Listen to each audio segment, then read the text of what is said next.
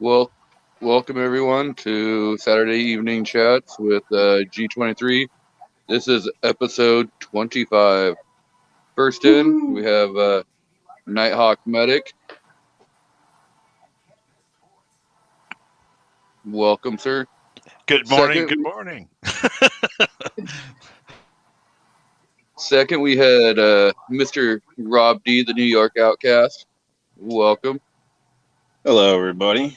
Thanks for the invite. Thanks for joining us. I'd also like to add, I believe today's Night Strike's birthday, so if you've been waiting for an excuse to spank him, please do so 37 times. We are joined by Mr.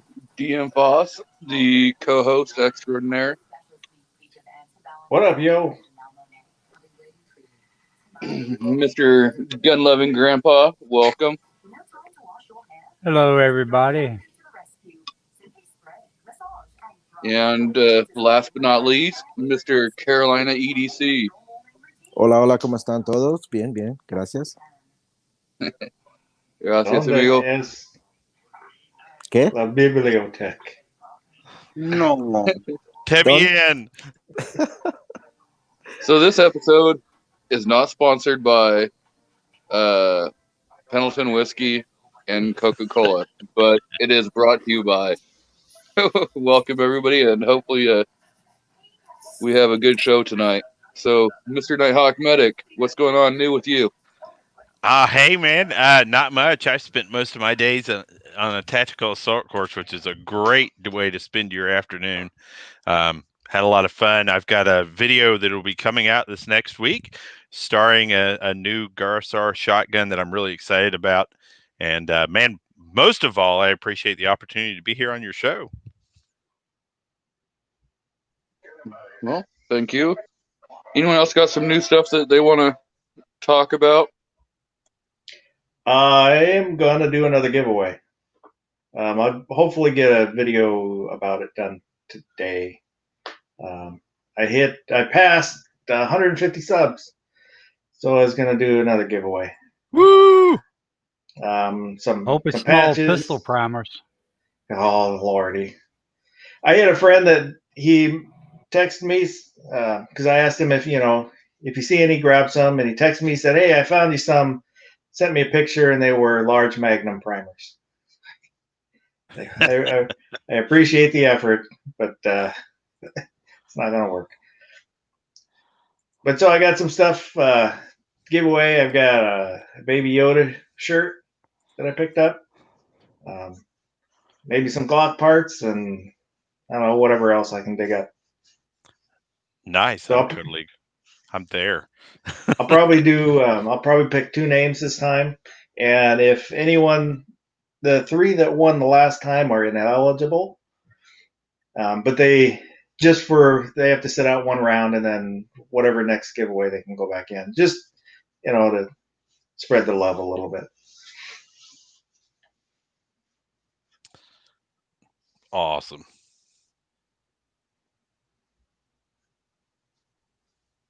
So when are you planning on holding the drawing? I haven't quite figured that out. I don't know how long I should let the video sit so I can, because I'll go by the comments. Anyone that leaves a comment in the video, then we'll draw from those names. I was thinking about letting it sit for a week, but I don't know if that's too long or not long enough. What's everybody think? I don't know. I kind of like using Pavlovian theory when it comes to human beings, and really kind of giving them that instant gratification.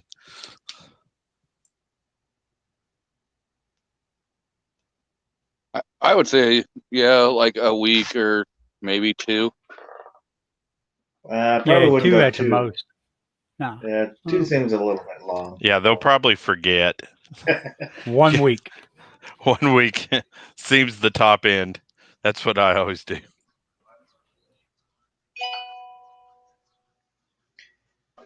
Yeah, 1 week sounds decent. I'm just curious, is just some way, are you running out of room for all your Glock parts with all your flossing that you're doing to your guns there? No, when I ordered the parts, they doubled some of the parts, so I figured I'd give the extra away. Ah, very cool. Their loss is your gain. Yeah, irresponsible shipping clerks who probably now lost their jobs. Well, that's probably like $5 a part. So probably not. I'm still I shipped, so 511 Tactical sent me 2 shirts the other day, and they were both way oversized. You know how sometimes you get a large that's actually an extra large? Yeah. And well, I got an extra large that was actually a 2X. And so I shipped them back. Well, they sent me an email saying your return is in process. Well, I followed the exchange process. So I call 511 Tactical up and they're like, no problem, man. We're going to do the exchange. So they returned my money and sent me 2 shirts. So I was on the phone with them today and I'm like, guys, somebody needs to take my money.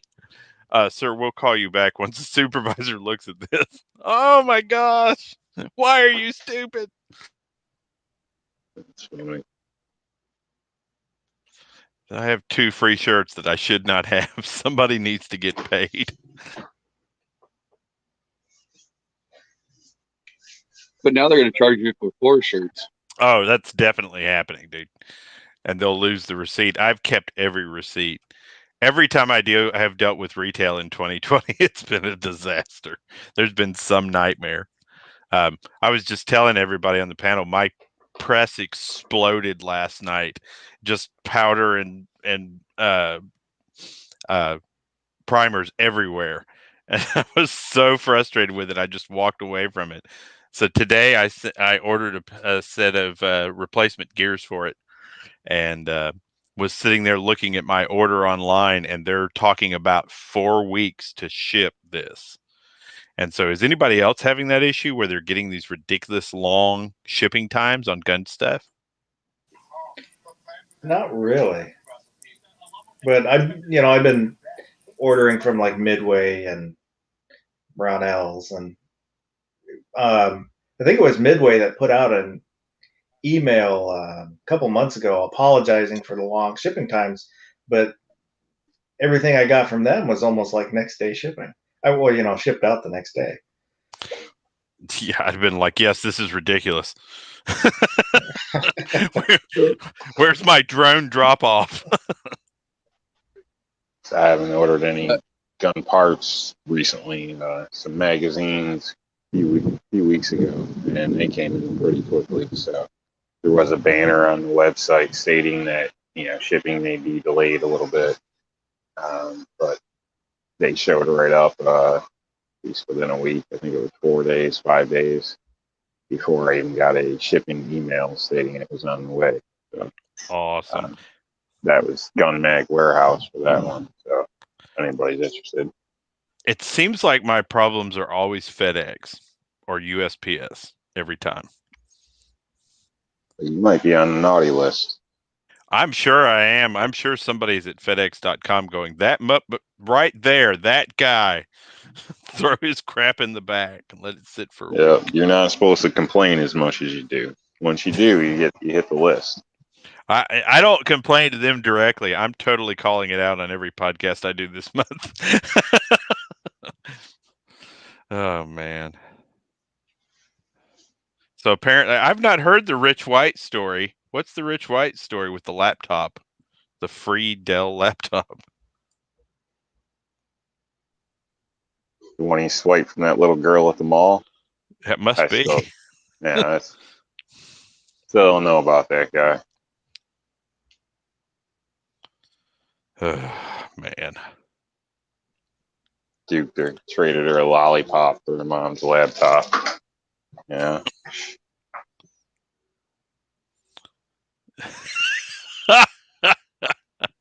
New York is as bad as the rest of us.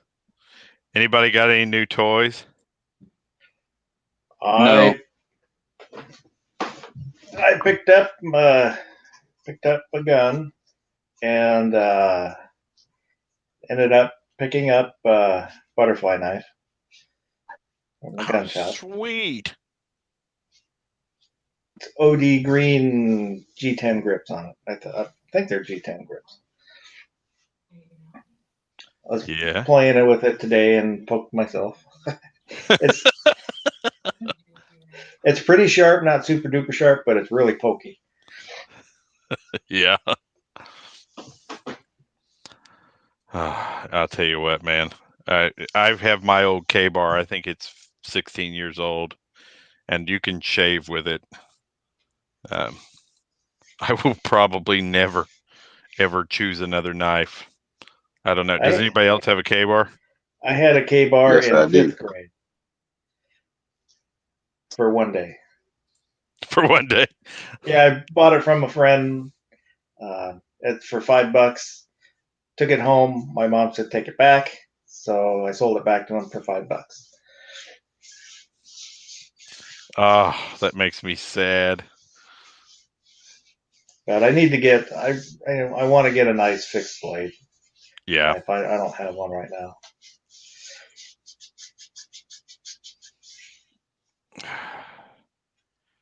Say I got the Tonto, I think 1245. I believe Yeah. was the mark there.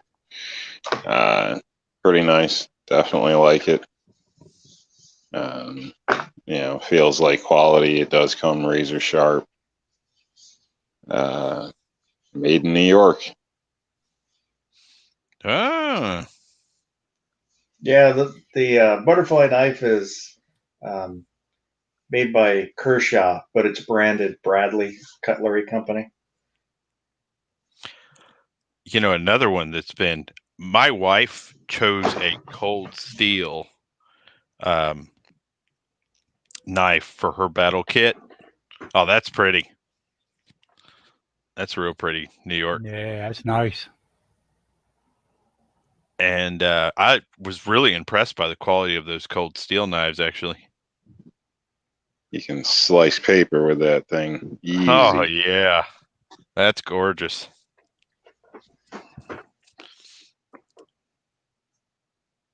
Hey, that thing ain't double-sided, is it?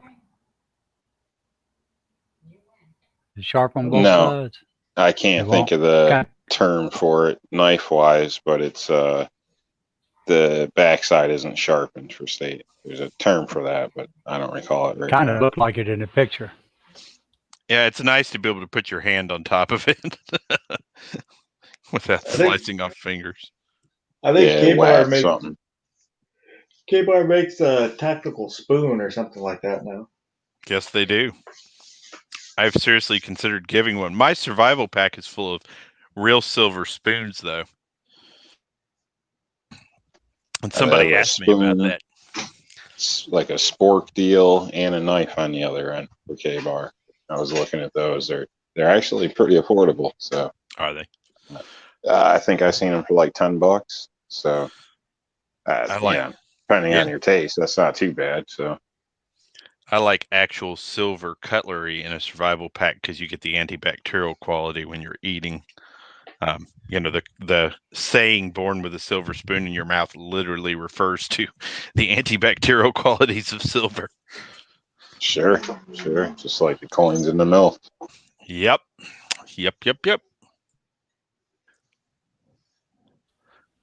I did go out today and sign up for that PC charger, 9mm. So that hopefully I have that in a couple of weeks. I hope you do too. And then you can send it to me to check out. Yeah, and add me to that mailing list too, and we'll community gun. Bucks like they also got that carbine rifle coming in too. I'm kind of stuck between both of them. I've looked at that. Oh, hey Mike, send us pictures, dude. Yeah, I've been trying to locate one for 3 months maybe. I can't do nothing. And when I talk to the dealers, they laugh at me when I ask them about it. Like, we're trying to get some too. So I think I was looking like about 6 months already when they first started coming out, and they went scarce. I was I just happened to see the 22 chargers up there, and I asked him about it. He said, "Yeah, we got one coming in." He said, "You want me to put you on the list?" I said, "Everybody got it?" He said, "No." It's not signed out to anybody, so I say, yeah, sign me up. Nice. I say one gun shop, the manager came running out to tell the sales clerk to make sure I knew they have no idea when they're going to be able to get the gun in, so I'm not upset 2 weeks or this or that. Man, I'm not. Refunds take a minute, so like you can't just walk in and get a refund. Like you got to call or something. I don't know what it was. I was realizing the wait time. I wasn't waiting anyway, so but that's how bad it was. They're tired of getting yelled at by people, so they want everybody to know ahead of time. They have no idea when you're going to get your gun, but they'll take your money. I'm not seeing too bad wait times on guns. It's just nobody can get ammo for them. The shops are filling up with 9mm because people are starting to not buy 9mm because they can't get ammunition for them. I went by 2 gun stores today. The one I usually deal with, that's where I got the charger, and he had ammo. He had 3 boxes of 9mm. It was limited one to a customer. I ended up walking out there with 2 boxes. What was he charging? $20. $20 a box. What kind of ammo? It was a Lawman. Yeah, Lawman. A Lawman's decent ammo. I shoot. Yeah, I think that was I think it's 147 grain. I think on that one. That'll do it. Yeah, I didn't even bother looking at the ammo at the gun shop. I just looked at all the guns and then looked at the knives and looked at they have some AR-500 plates. Kind of looked at those. Yeah, I actually was in that tactical class today. Everybody there was running AR-500 plates. What freaked me out though, dude, is like 6 of the guys that had steel plates had no anti-spalling coating on their plates. I was like, man. Yeah, it looked like the ones the shop have it. Yeah, that's a critical component, and I don't think people realize it. Well, it's probably a lot of people don't even know what it is. Yep. I run my home defense steel plates have an anti-spalling coating on them, and then I run 3A Kevlar over top of them. It smells like sweat, aqua velva, and beer with lots of awesome music. Oh, a Metallica concert. Yes, Ozark. What a great description of a Metallica concert. Is a trauma pad included in that Kevlar? The trauma pad is in my actual vest. Okay. Sure. Yeah, I'm old enough now that I don't want to take a square hit on anything. Yeah, I kind of wish. I don't know, it's probably 6 months ago now, but Spartan had basically a starter kit, front, back, and side plates, and the carrier for like $350. Wow. It was level 3. Oh, okay. Well, somebody asked me the other day what I thought my involvement in all of this would be, and I said as little as humanly possible, but never to the point where I would be absent in the event that it was required. And he said, "What is your armor set up?" And so I started to walk him through my level 4 ceramic plates and all of that, and he was like, "Oh my gosh." I said, "Well, man, I'm not 25, right? It takes me a second to get up to speed. I'd like to be able to catch a round in a plate." Yeah. Plus, if you got to do it, you might as well do it right. Yep.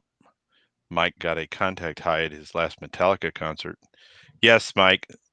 I've been to a concert where my contact with something also got me high. Usually you want to avoid contacting your fingers with the thing and then transferring it to your mouth. Direct contact.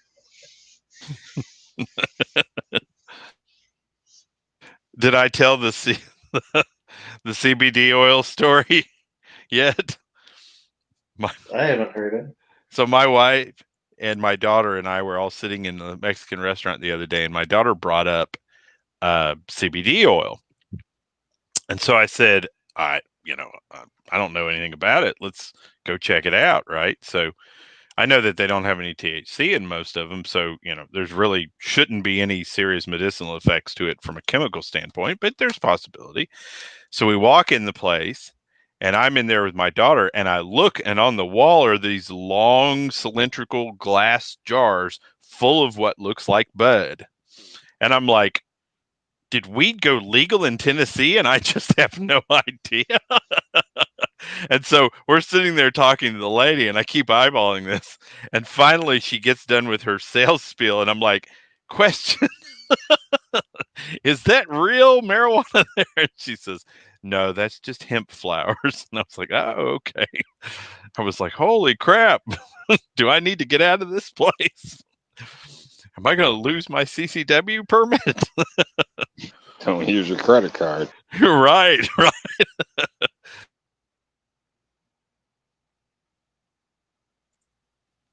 Yeah, Carolina gun guy. Kingpin just pointed out Carolina gun guy is doing armor. Defense Dad has arrived. They had some kind of fake weed here at the cigarette stores and stuff for a while. People were buying it, smoking it. A lot of people that had issues with drugs, so they basically would try to smoke that instead. And then quite a few people ended up having heart problems and this and that. Felt like they were going to die. So then they banned it. And then I've seen it again in the stores, so it keeps going back and forth. But, from what I can tell, the stuff looks pretty official, but I think you're crazy because it's, some kind of chemical something. I don't know. One of the problems with this synthetic stuff is when they ban it, they'll change the recipe, change just one component. So the chemical recipe that's banned, they changed it enough where it's not that recipe. So they can sell that until that gets banned, and they change it just a little bit again until that gets banned. I recall hearing something like that. Yeah, I think Cheech Marin was talking about that the other day. If you're gonna, him and Willie Nelson, if Cheech Marin and Willie Nelson ever told me something was dangerous that had to go with weed, I'd listen. Yeah, right. You got it, boys. My entire knowledge of weed culture comes from you. I was traveling with a guy down to Newark Airport, dropping him off at the airport, and we stopped at a gas station somewhere. Can't think of where it was, but basically he was looking at like the 5-hour energy drinks and this and that. There was some kind of pill sitting there, and it's supposed to be some energy pill thing or whatever. And he started going to reach for the package, and the lady basically smacked his hand. And I thought it was funny, because I don't know. I try not to take aspirin if I don't have to, personally. But so I just thought it was hilarious. And I guess the night before, a guy took some pills in there, the ones off the counter, and had some reaction and freaking died right in front of her on the floor. So she was pissed and didn't even want to sell them and all types of stuff. And she it turned out to be a big dramatic scene because this guy's kind of a prick, and they were for sale and he wanted to buy them, but she was refused to sell them, ended up pulling them off the counter, and it was pretty crazy. So you got to be careful what you're popping in your mouth for a quick pick me up. Yeah, I tend to pop food and caffeine for quick pick me ups. Lots of food and caffeine. And being hydrated helps too. Yep. Patriot in the Dark, do you ever get spam text messages to your phone with your ex-wife's name? No. I don't have an ex-wife yet. Our separation was complete in every way.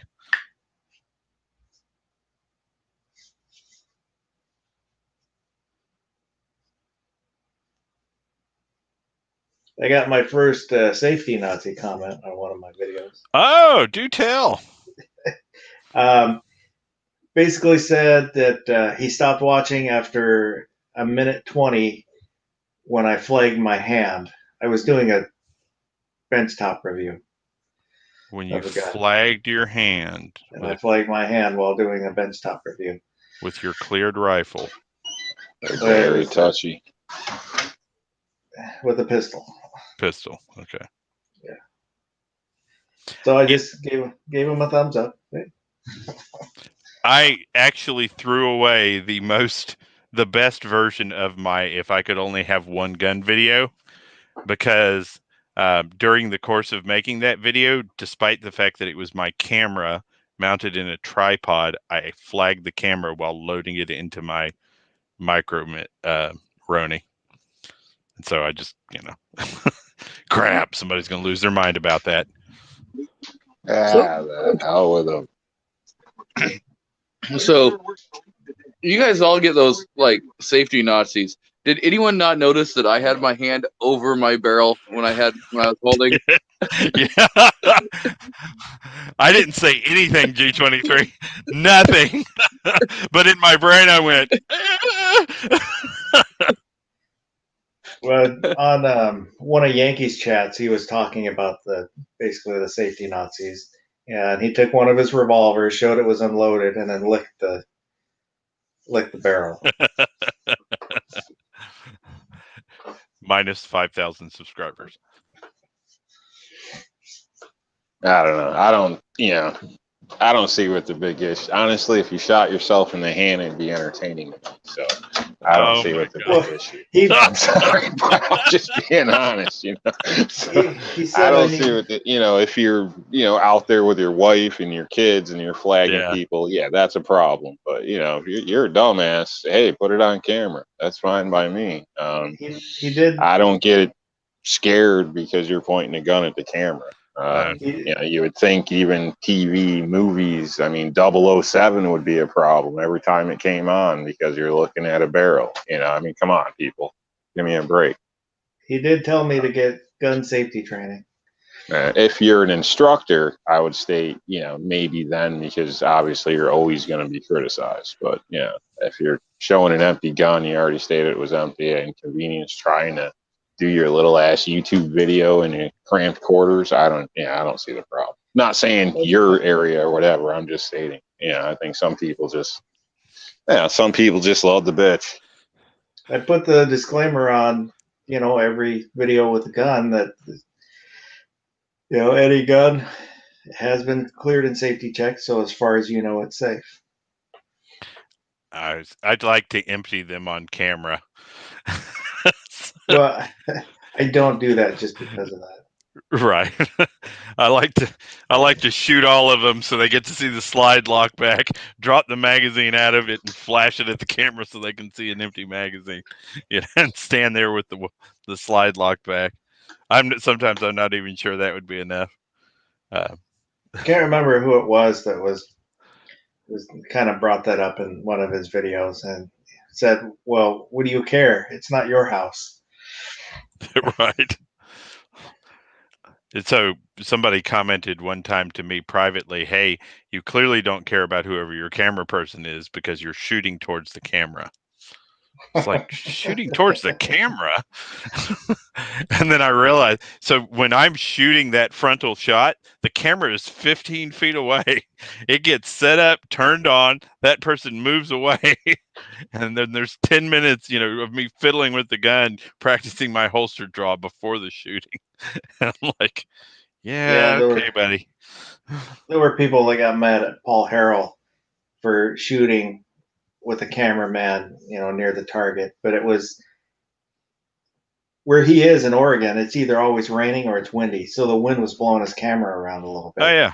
Yeah. And so they thought it was the cameraman moving the camera and got upset. Who has a cameraman so dedicated that they would stand down range while they shot over their head?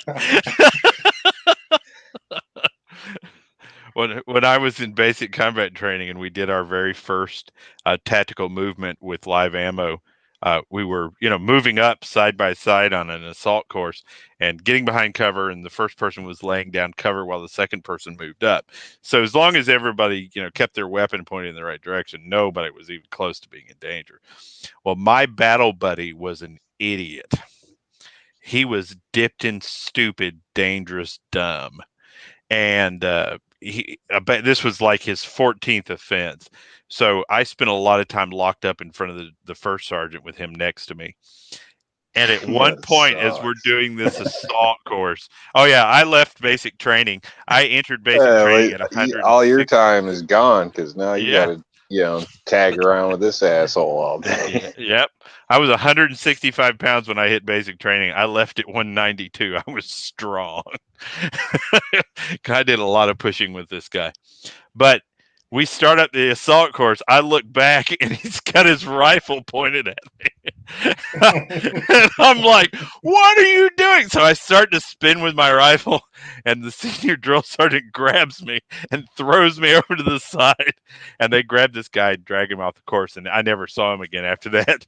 But then he comes over to me and says, I thought you were going to shoot that moron. And a part of me said, let him do it.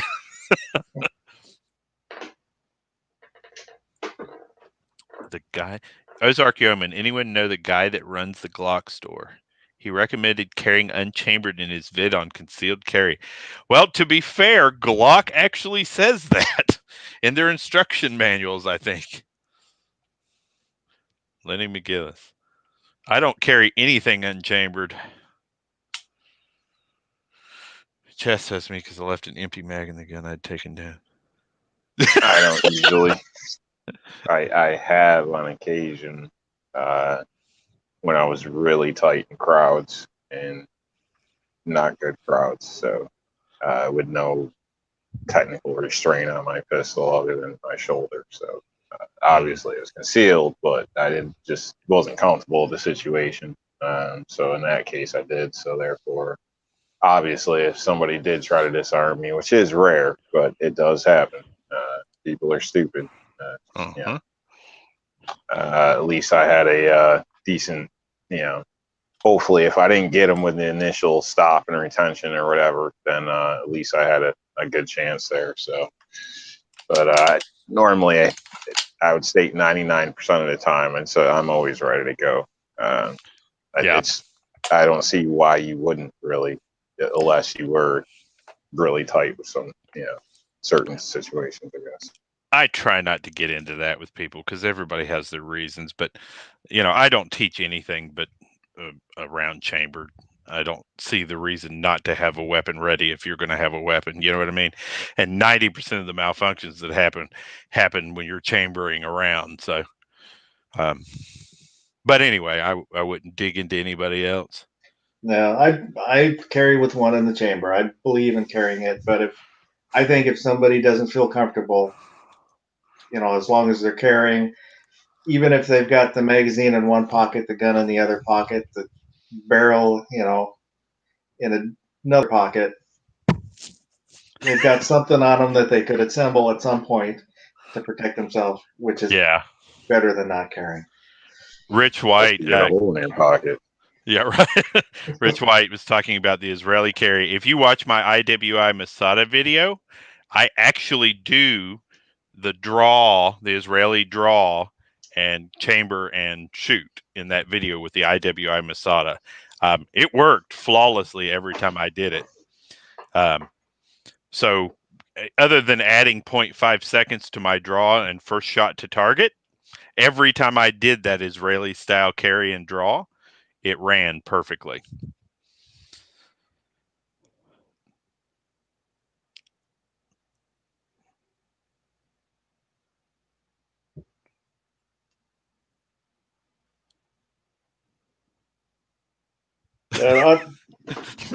Not everybody all at once. I was just gonna say when I first started carrying, I started out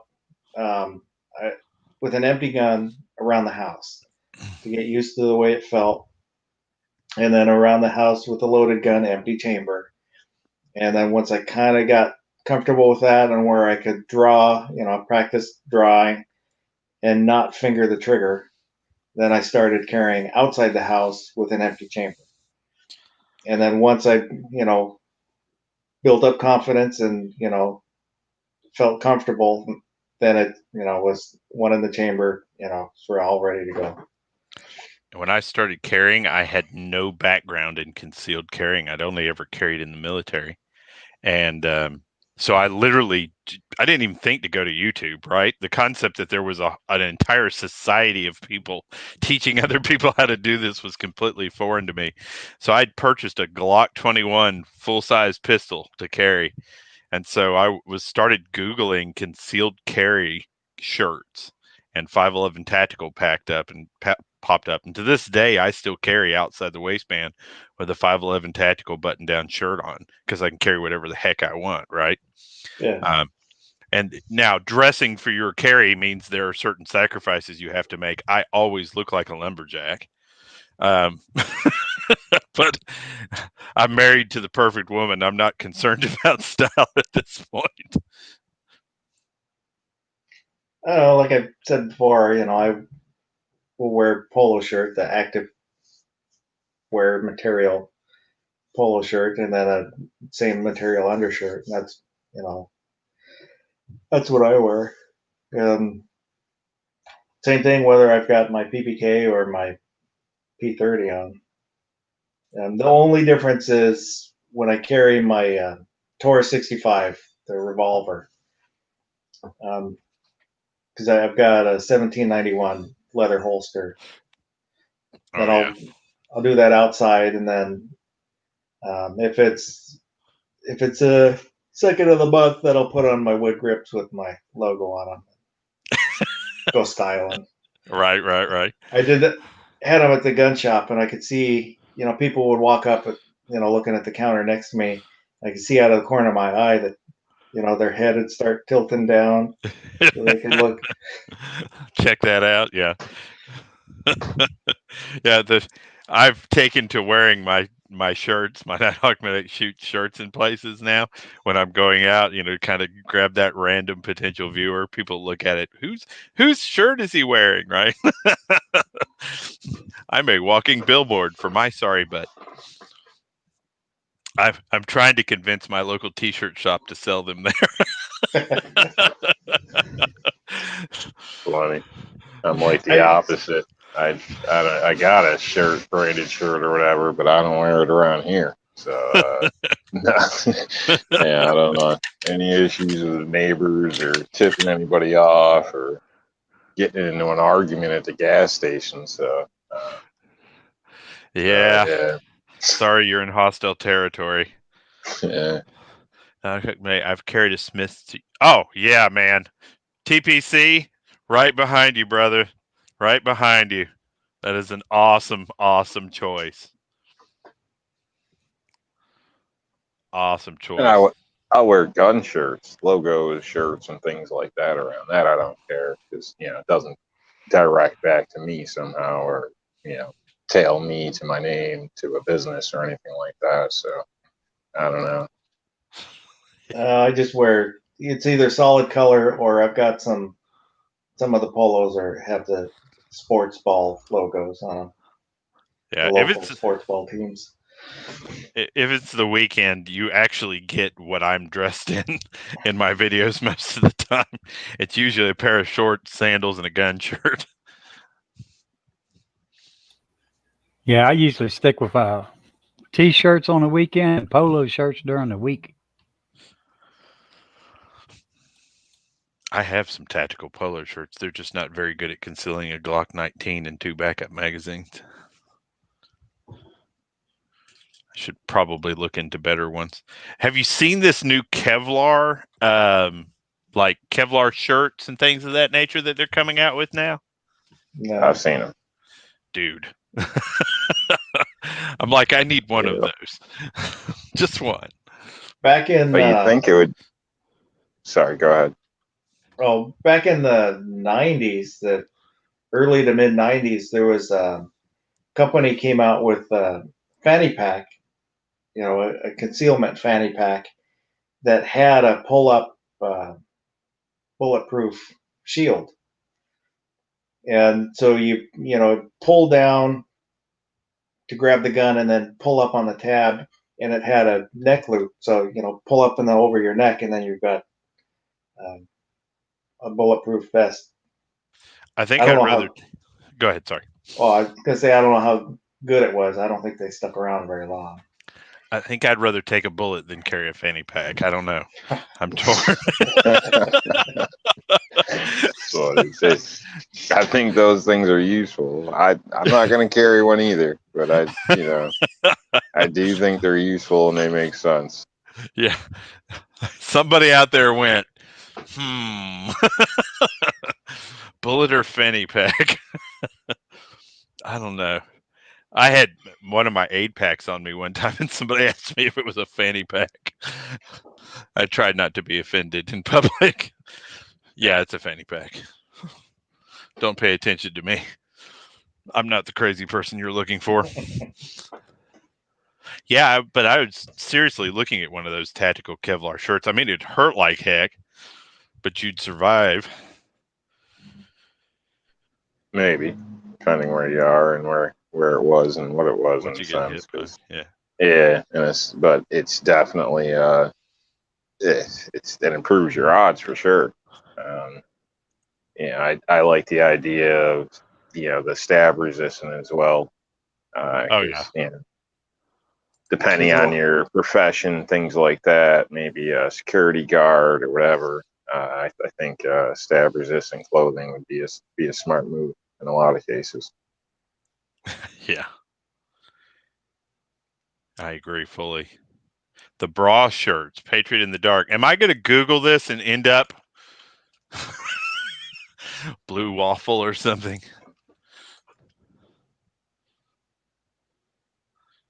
Okay, so that just pulled up a bunch of images of women in bras. I guess I have to spell it out. Blind Rifle Association.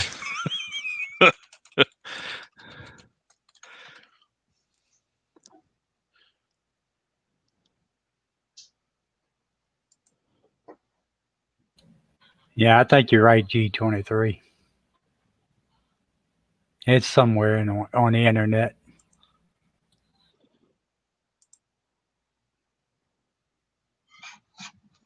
Yeah, I don't know if I have it on my laptop right now. Son of a bitch.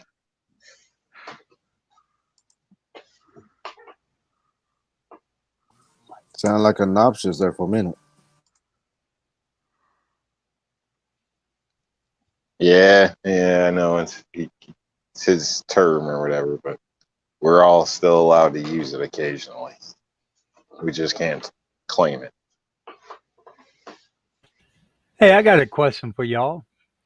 When y'all go out and find ammo, are y'all buying defensive rounds or just target rounds?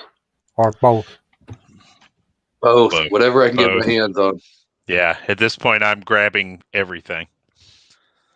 I do mostly target stuff because I front loaded on self-defense. So I think I'm gonna buy me a crossbow.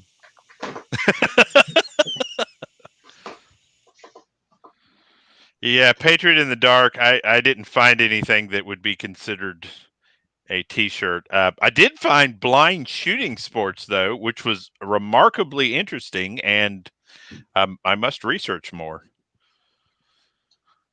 I don't think these people would be government legally blind, right? Legally blind, but they're got special equipment and so forth to help with that. One guy was hunting. I mean, seems like you might come home with a cow by accident, but pretty cool. Say EDC if you're serious. Crossbow's not bad.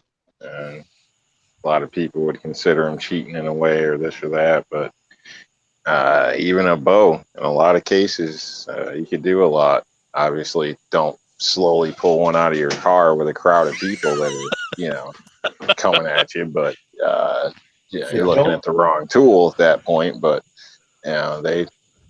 people overlook them sometimes. I guess there's not a lot of bow people out there, but bows got it done for a long time.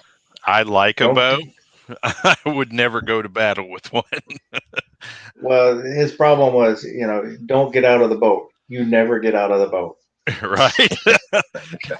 I think he had a couple problems, but that might have been one.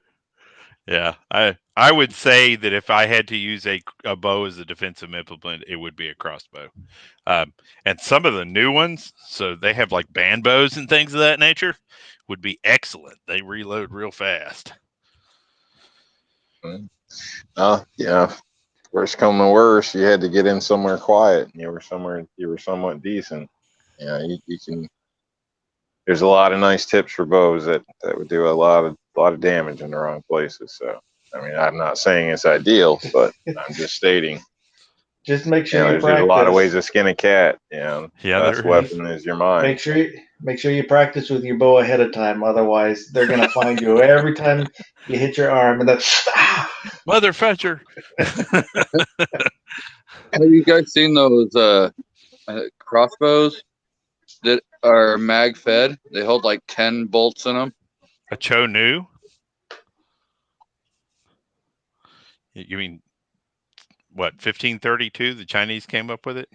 Yeah, but they weren't very powerful. Yeah. Let's see. What are the Some new of ones? Some of the ones I saw were like 200-pound draws or 100-pound draw. I don't remember. Oh, well, I know that there's that German guy that builds some pretty crazy repeating crossbows. Yeah, I think I know who you're talking about. I think I've seen his videos. I got into it for a while and watched a bunch of his stuff. It's amazing. The Viper repeating crossbow pistol. All right, so this thing has mounts on it and everything. Let's see what the draw power is.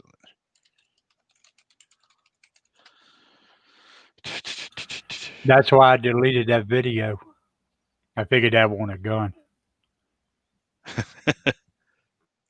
Here you go, EDC. The Viper repeating crossbow. Show it. How much is that? I can't. I don't have that capability on this computer yet. I'm working on it. It's apparently under 300 pounds. Hang on just a second. I'm working on it. They come with a wheelbarrow. There's none left in stock. It's $53.99, and it has about a 50-pound draw. So close range. It'll still hurt. Oh. It's only 50 some odd bucks. Yeah. I can't find anybody who has it for sale though, so. That sounds like way too cheap. I mean, Snake even Eye a Tattoo. knockoff kids bow from Walmart's like 35, 40 bucks. Yeah, 50 bucks. That's crazy.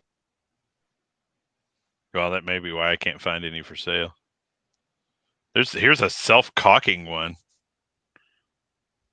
Kingfisher semi-automatic crossbow. There's all sorts of crazy stuff. I kind of got over here looking at this thinking whatever, and then now I'm into it. EDC, you've sold me. You're welcome, sir. Thank you, sir. I appreciate this M48 Cobra. It's a Pathfinder repeating crossbow. Is an 80-pound draw. That makes it a lethal weapon. I mean, that's respectable crossbow. Let's see if it's available on Amazon. Currently unavailable. Well, gentlemen, looks like we got into the survival crossroad game too late. Sounds When I was a little kid, I went with my great grandmother to Woolworths, and she bought me one of those little fiberglass bows with the suction cup arrows and stuff. And those suck because as soon as you start shooting it, you get fiberglass splinters. Yeah, I can believe that. My daughter watched the the young brunette who doesn't really know how to shoot a bow, who apparently can kill everybody with a bow. The It's named Hunger after Game. Hunger Katniss. Games. Yeah, there you go. Hunger Games. Yeah. So she watched that Everybody first. with a daughter knows that movie. Yeah, there you go. She watched that movie and she's like, "Dad, can you teach me how to shoot a bow?" So I was like, "Yeah." So and then I realized she didn't want to shoot my hunting bow, right? So we went out and bought her about a I think it's 70-pound pole longbow. Not really a longbow, but kind of a longbow. And Just a recurve. yeah, recurve. And she had a ball shooting that for the longest time. She's pretty It's good with it. fun. Oh yeah. It is a lot of fun.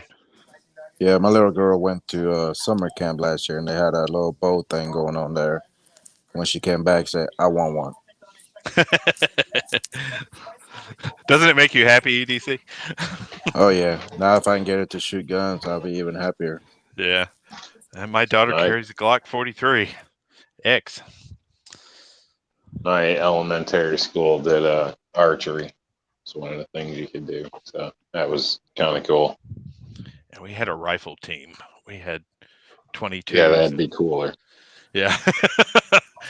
If you were in the ROTC program, you got to go shoot 22 rifles at a rifle range in the school. We didn't. We had to use pellet guns inside door. How did you? Yeah, I came in a little bit later when that. Yeah, I was in ROTC and boy, I hated it. And I was always harassing people and never showing up in my uniform. And years later, I was walking towards the chow hall and I just pinned on my sergeant stripes. And they were walking across from the chow hall towards me was an E4. And instead of the greeting of the day, he said, "What the F?" And I was like, "Excuse me, specialist?" And he takes off his cover where I can see him clearly. And I looked down at his last name, and it was one of the guys that was in my ROTC class with me. He's like, "How did you end up in the Army? You hated ROTC." That's fun. Well,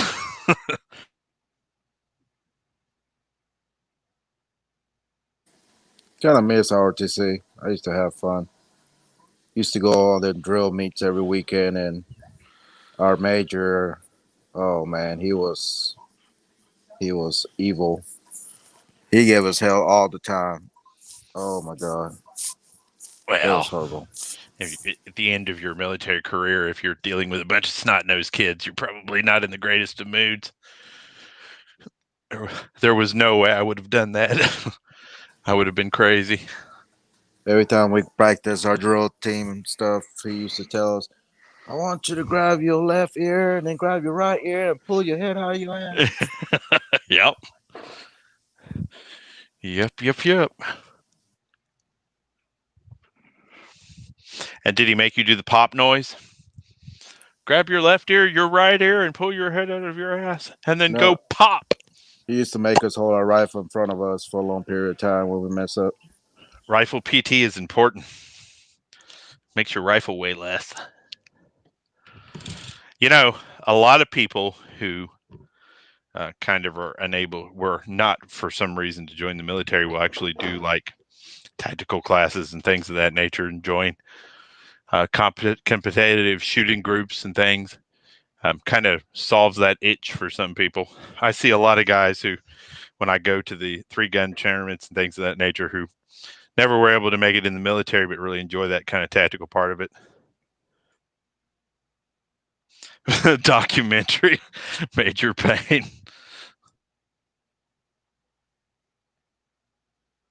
That was the I don't worst. think the average people.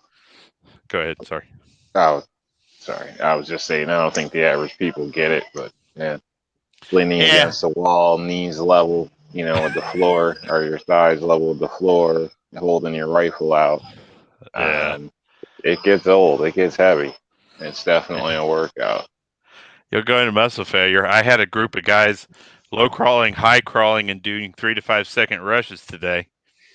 And for folks who've never done that before, they were like, "Holy crap, this is hard." It was like, trust me, if you ever need it, you'll be glad you learned it. How about up, down, backs, and full battle rattle. Front back goes and iron mics. Yeah. I hated iron mics. Yeah, we had to do like this worm thing for a while, but then they said we weren't supposed to be doing that. That was a pain. Where it's basically one giant push up. Yeah. Your legs are on the shoulders of the guy behind you. I was super glad I was in the military before it went bad.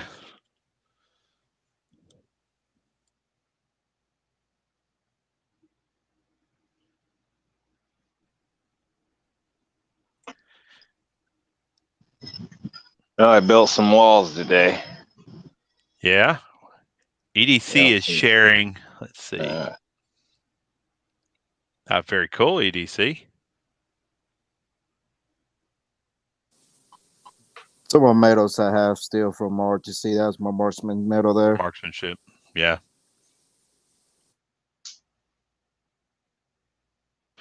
Yes, Rich, I've done iron crosses.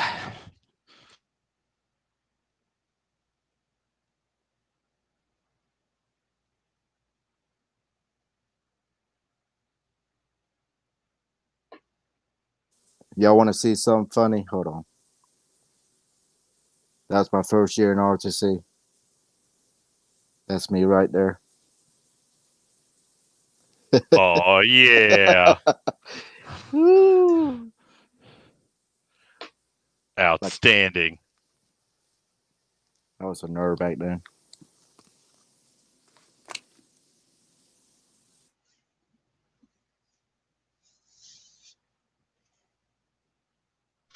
You hear him back then, like he's cool now with all this Glock stuff. Hey. Messing with it. I'm saying build some walls for a little shotgun test I plan on doing shortly. Yeah, what do you test? And oh, never mind. Let's save it for the video. I've done a couple of those every time. We'll see if we came to the same conclusion.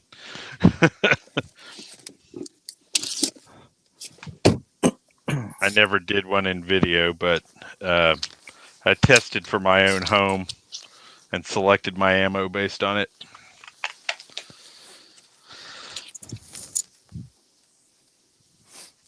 Yeah, it may be wise with your exteriors and your walls, depending on your home setup. So a lot of places, some places are a little different. So yeah, and definitely if it's a modular and if it is, when was it made? Because some of those things, all it is siding on the outside. Yeah, we're stone and brick all the way around, so I'm not worried about that. It's just Nice. Internal walls was all I was worried about. Patriot in the Dark, doesn't the Army do those Super Mario jumps? We did side straddle hops, which I don't think is a Super Mario jump. And then really, to be honest with you, after basic training, I didn't do organized PT outside of sergeant major runs and things of that nature because I had to be there to open the clinic. So most of the time it was Arnold's workout plan and things like that. It wasn't a lot of big Army PT after that. I had to do it on my own.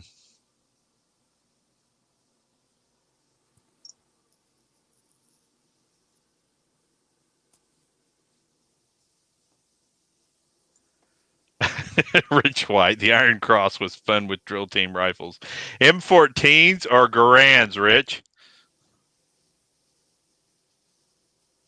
I had the Grants, the old ones. The things were heavy as hell. I seen so many kids get smacked upside the head with one of those. Oh, I'm sure.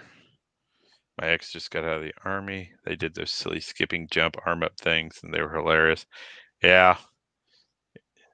There was all sorts of funny PT exercises. Oh, New York Outcast has steak. Strip? Oh, yeah. New York strip? I'm assuming. Communist steak.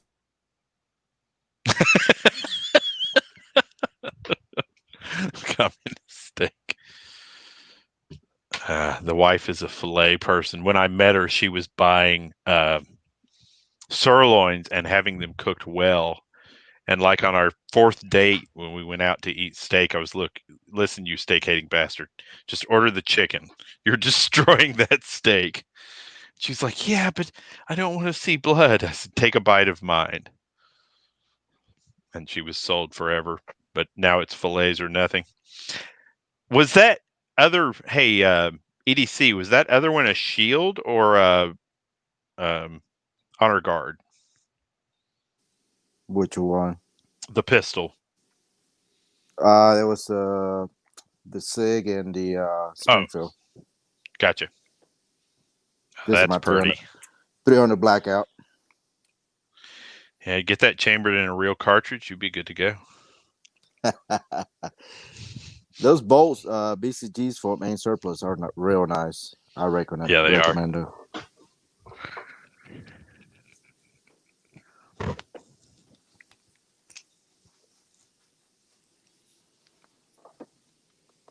So those were apparently ribeyes. Okay.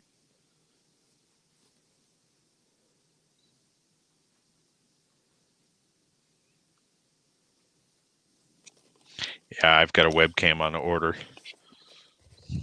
I'll be doing gun porn soon.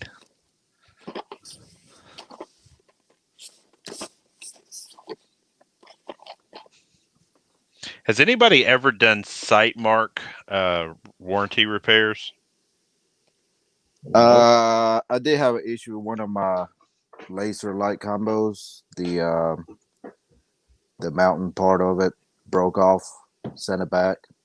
I had one in within probably a week and a half. They sent me a brand new one. I dropped one of my testers the other day about 14 feet, and it landed on the sight mark optic. The hood survived, but the glass shattered. So I need to do a return. Yeah, get repaired. They're pretty good. I mean, I had no issues with them. I mean, everybody. That's not bulletproof glass. It's not bulletproof glass. The weight of an AK-47 landing on top of it destroyed it.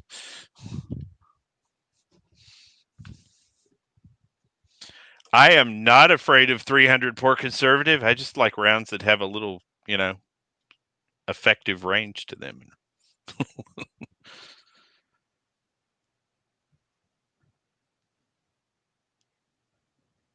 TPC does no cooking.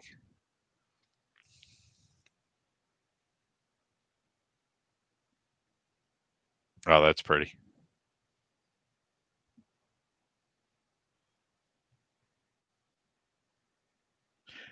Patriot in the Dark, I'm actually in the process of doing an evaluation on an honor guard.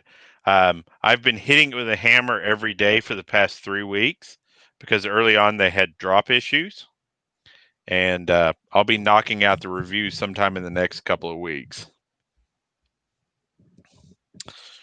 Rich White said they had 1903 Springfields. I would just absolutely love to have one of those rifles today. I have a couple of those, and they are awesome. Be amazing to have an old drill 1903 Springfield. I saw a drill team running M1917s one time, and I was like, you really hate these kids. Oh, that one's pretty. Did you do that finish on it? Yeah, it's a rattle can. Came out Rattle can. First time I ever done it. Came out pretty good. Yeah, good job, man. Looks nice.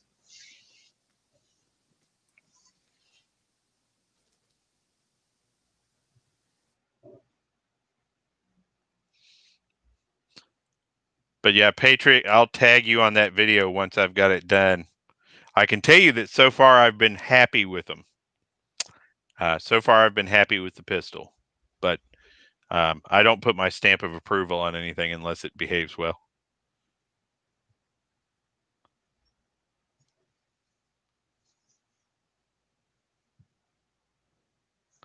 TPC, I know people who absolutely love the 300. I'm a 308 guy. I probably should lose my bias and try the 300 out more, but I really like 308.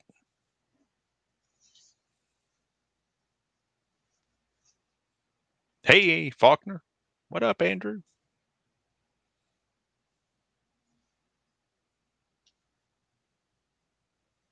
Anybody see that article? They dumped 700 tons of potatoes in a giant pit because they couldn't ship them to store.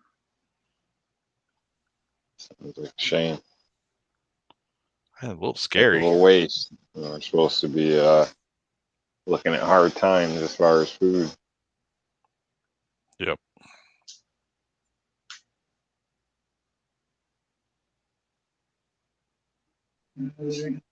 It's it's really hard to get trucks right now. Working in a manufacturing industry, I mean, yeah, trucks are just a pain in the ass to get because nobody wants to go into these unrest areas, you know. If you put an American flag on the truck, you can go anywhere in Tennessee. So, you know, I say stop carrying food into those areas if the local government won't control it. I know it would badly impact people there, but at this point, I mean, I get it. What are you going to do? In some cases, that's what they're doing. Some of the drivers refuse to go into certain areas like that. And in a way, you can't really blame them if,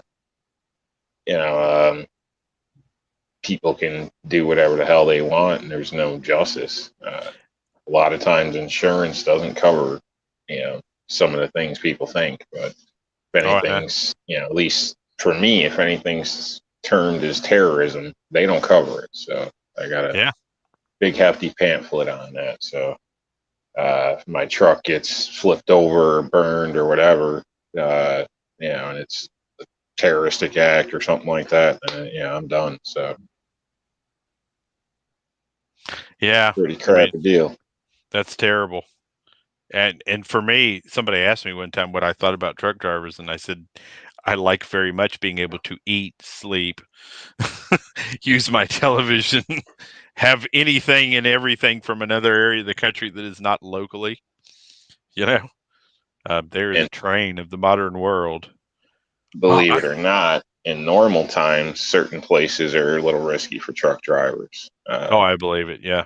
Years and years ago, I rode with a company for a while, and we had people, when we pulled up to a light, people and hopped in the back of the truck, and then also at the driver door. Basically, he was country, so he wasn't picking up on it, and I had to yell at him, and they were trying to drag him out of the truck, and I was telling him to go.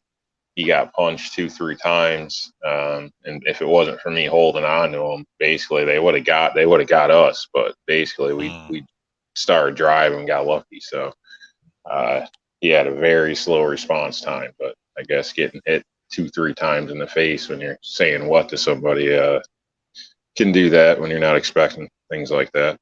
Yeah. I had a buddy who was a tail gunner on a Budweiser truck in Buffalo. So yeah. Tail gunner. There you go. I was shocked to see a local armored car service driving around with just one guy. Came on the door at the gas station. Yeah, I couldn't believe it. They're hiring. The guy was happy to tell me because I'm sure came in, opened the door, and basically almost bumped into him. And I'm staring at his Glock. You know what I mean? He's bent over messing around with the ATM machine. I'm like, wow. Yeah, This is a bad deal. And we ended up talking for a second because obviously he noticed me standing over him in a bad position. And basically, the guy told me that was the other stupid thing. He told me he was alone. He's like, yeah, it's bullshit. Da, da, da. I was like, wow, like, yeah, I ain't trying to work for them. Crazy. Crazy. And you start out here, I think it's $13 an hour. So that's terrible. That is terrible. That's ridiculous. For what you're doing, that's real bad. The guys here, so we have an ATM machine in our building, And back when I worked at home, they came in the building and it was two guys, right? And so guy number one was messing with the ATM machine and guy number two was standing there looking at everybody. Yeah, there were 2,800 people in our building. It was, I doubt highly you would ever risk anything, but you just never know. Somebody could grab a bag and walk away. Time with Travis, he talked me into reloading after one video. Reloading right now may be your saving grace. I've got 1,000 rounds of Badman bullets reloaded here. Well, if you're getting into it right now, it's too late. You can't find any components. Well, you got to be stubborn. I thought all you reloaders were laughing at us guys that don't reload. I will never laugh. You guys are stuck too? No, I've got 20,000 plus primers. I try not to be down on the other people. You know, you do. I've definitely been spamming my Instagram with reloading porn. Don't get me wrong, but at the same time, you know, don't hate your brothers or drive them to the point of hate.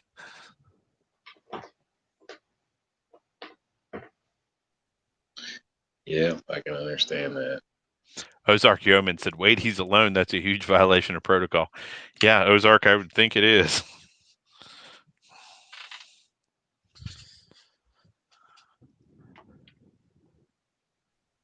Yeah, I wouldn't feel secure. I can tell you that. So, yeah, that's a little crazy. And in that situation, you think his situation awareness would be on extreme high alert. Oh, yeah. You know, the way he was bent down there, and you know, I could have just, my hand was, I don't know, I opened the door and, you know, my hand could have been, I guess, maybe 10 inches away from his gun. So it was just, it was a bad deal. Shit, I felt awkward just by walking in on him like that. So, right, not a good deal. Yeah, I've seen, and a lot of those guys don't carry retention holsters or anything. So the company may not give them a holster capable of dealing with that scenario. Plus, you don't want to be fighting from the ground anyway. No. And I mean, I know here in New York, there's the second level you could state, at least in my county, where would be like for work purposes. So security guards, police officers. So there is quite a few security and police officers that don't even have a CCW. So I can't speak for the percentage, but yeah, sad to say, to some of these people, they just see it as a flashlight or any other tool that they just, you know, clock in and strap on. So yeah, if I'm not carrying, it's because I have to go into a federal building. That's the only reason. I don't do business with people that will not allow me to carry in their buildings. And people are like, that seems ridiculous. Well, okay, buddy.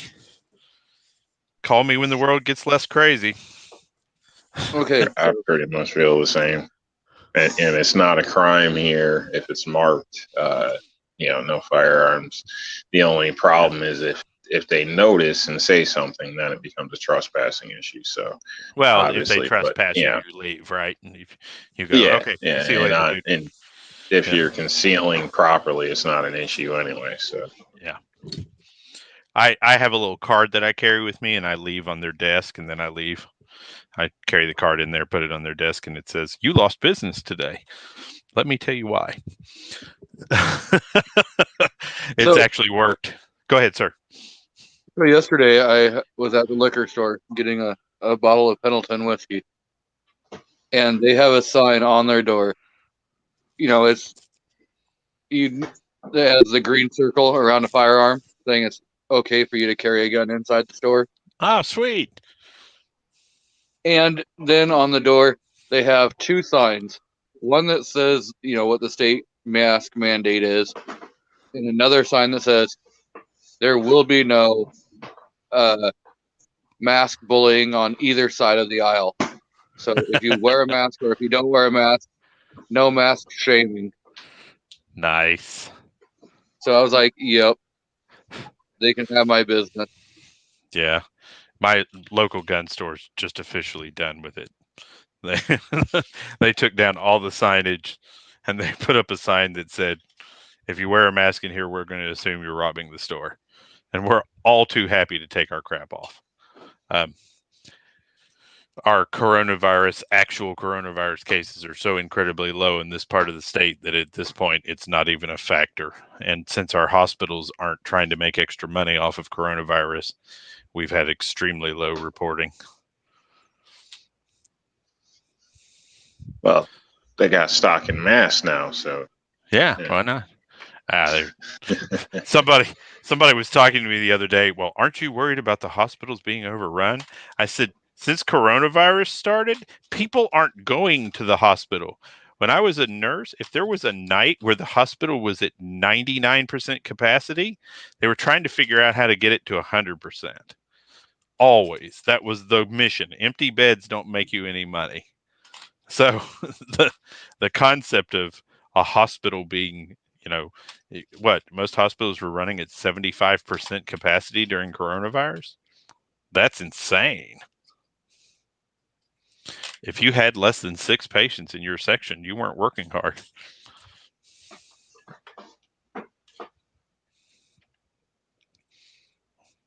My wife is still to this day surprised. But everybody has their perspective. Ozark says people have to buy their own rig. Ugh.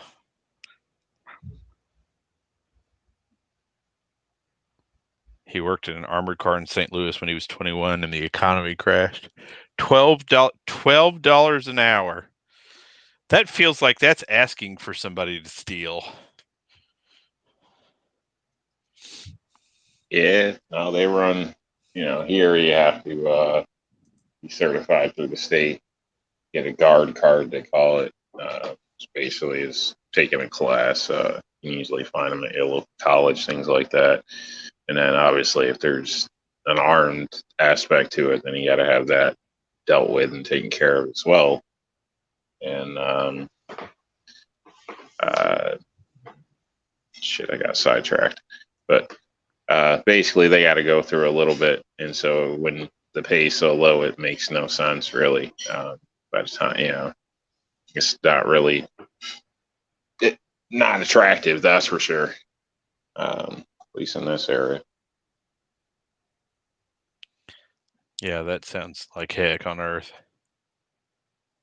Honcho Fit, $12 is double what I make now. Honcho, we have a deal for you. Oh, yeah, a new Olight.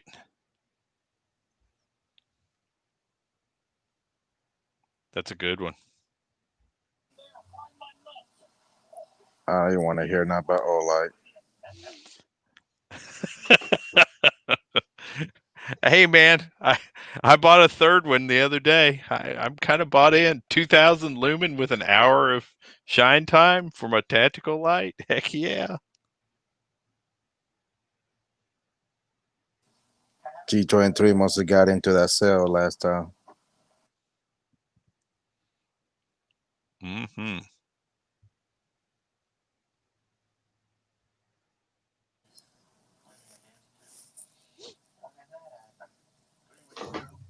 I had an issue with one of the Olight's flashlight. The tail cap quit working, and when I come on, so I had to send it back to them. Oh no! First they sent me a new cap, but then they told me to send it, so I sent it, and then I got the cap. Then they sent me a new one light, so I have an extra cap. Yeah, sometimes the left hand doesn't know what the right hand's doing.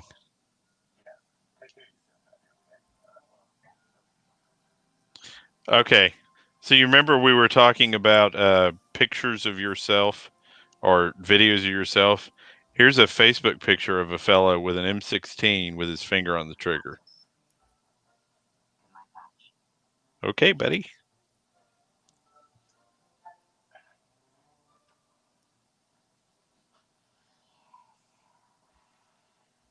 I sent G23 a picture of those grips I was talking about. Oh, sweet. Just because I've got the pictures on my phone, so I can't show them. I'll send them a picture of me from probably about mid-90s. If I can find it on my phone again.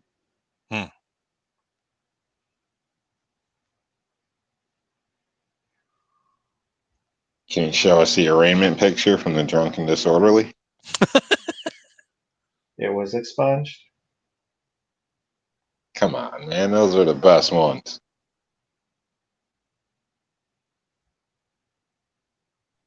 That whole deer in the headlight look with your hair half flipped the one way and everything's all funky.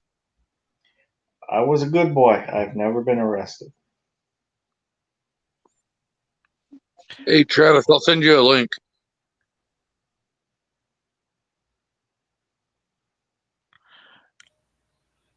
Hey, I'm gonna go ahead and get out of here. My internet's acting funny anyway. Plus, I got to wake up Take early. care, Buck. But be safe, brother. Well, I'll be at the end of chat. Have a good one, Buck. All right, bye, buddy. Bye-bye.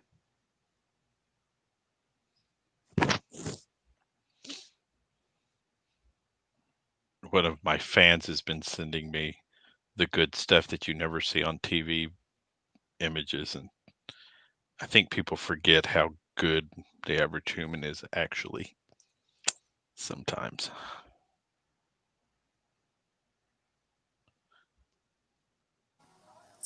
So, Nightcall, what is the new gun for next month since a new month, new budget? So I actually went ahead. I'm starting a shotgun series. I have a Garsar Fear, and then I have a pump action shotgun that I'm not going to reveal because I haven't done an intro on it, a double barrel shotgun, and a couple of a lever action and a couple other types of shotguns. And we're going to kind of talk about defensive shotgun use. You can still get 12 gauge. You can't get any other ammo. So people are kind of looking towards shotguns. So I'm going to do some basic conversations about shotguns. I used to teach a tactical shotgun class, so I feel just barely qualified enough to talk about shotguns. Nice. Yeah, I like shotguns a lot. You tend to get into that area of people saying, well, this shotgun's better and this shotgun's better. People have as many opinions about shotguns as they do 1911s. I gotta go real quick, guys, to eat, but I'll probably pop back in when I'm done. Roger that, brother. Be safe. Enjoy those steaks. Mm-hmm. Oh, I will. Uh-huh. I got two right here. Oh, yeah. Oh, man. So Warsaw made a new page that's just for his woodworking. I am sub to it, so Oh, sweet.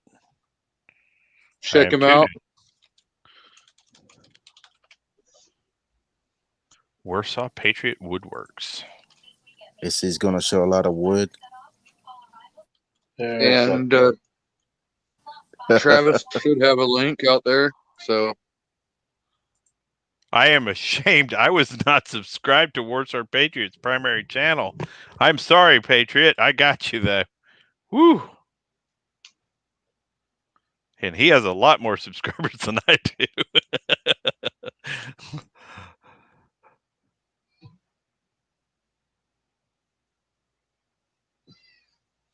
Dude, this woodworking channel is the stuff. Guys, if you haven't subbed to this, go sub to this. This is awesome. he's the one that made my wood sign for the Yeah. channel logo. That's an awesome sign. I love doing some basic carpentry style stuff. That's always fun. And so I'm doing this from my mobile phone. I'm not doing it from the computer, and I am not seeing how to share screen.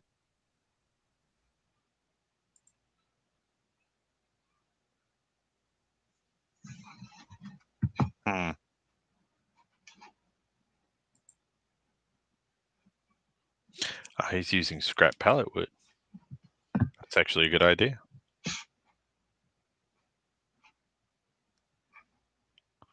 Travis SP. Travis's second wind.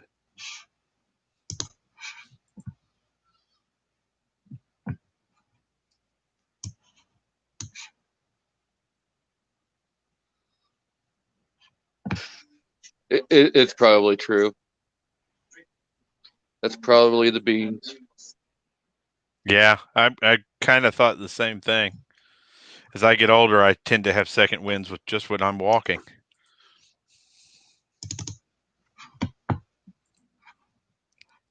The most trouble I ever got into in my life as a young man or young child was my grandfather had the walking farts one time, and I got to laughing at it. And you know when you get so tickled that you can't stop yourself?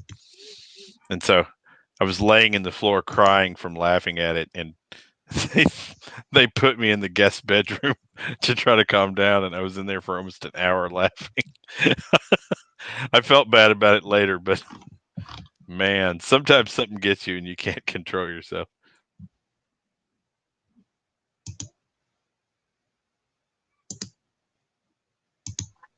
So did anyone else get in on that last sell?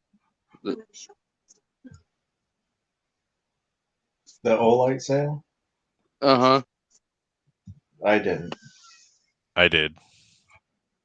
Yeah, you got like 3 flashlights for dirt cheap. Did you get the like bag that was labeled surprise?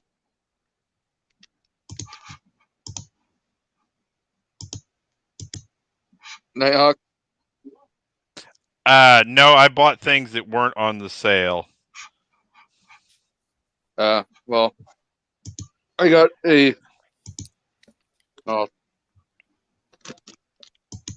it's just a clear plastic bag that like seals, and then it has an Olight bracelet, an Olight Elite sticker, and a note that says surprise. Awesome. You can now be a walking Olight endorsement. So I should have do an Olight ad because I let my brother play with the I1R2, the little green. Yeah.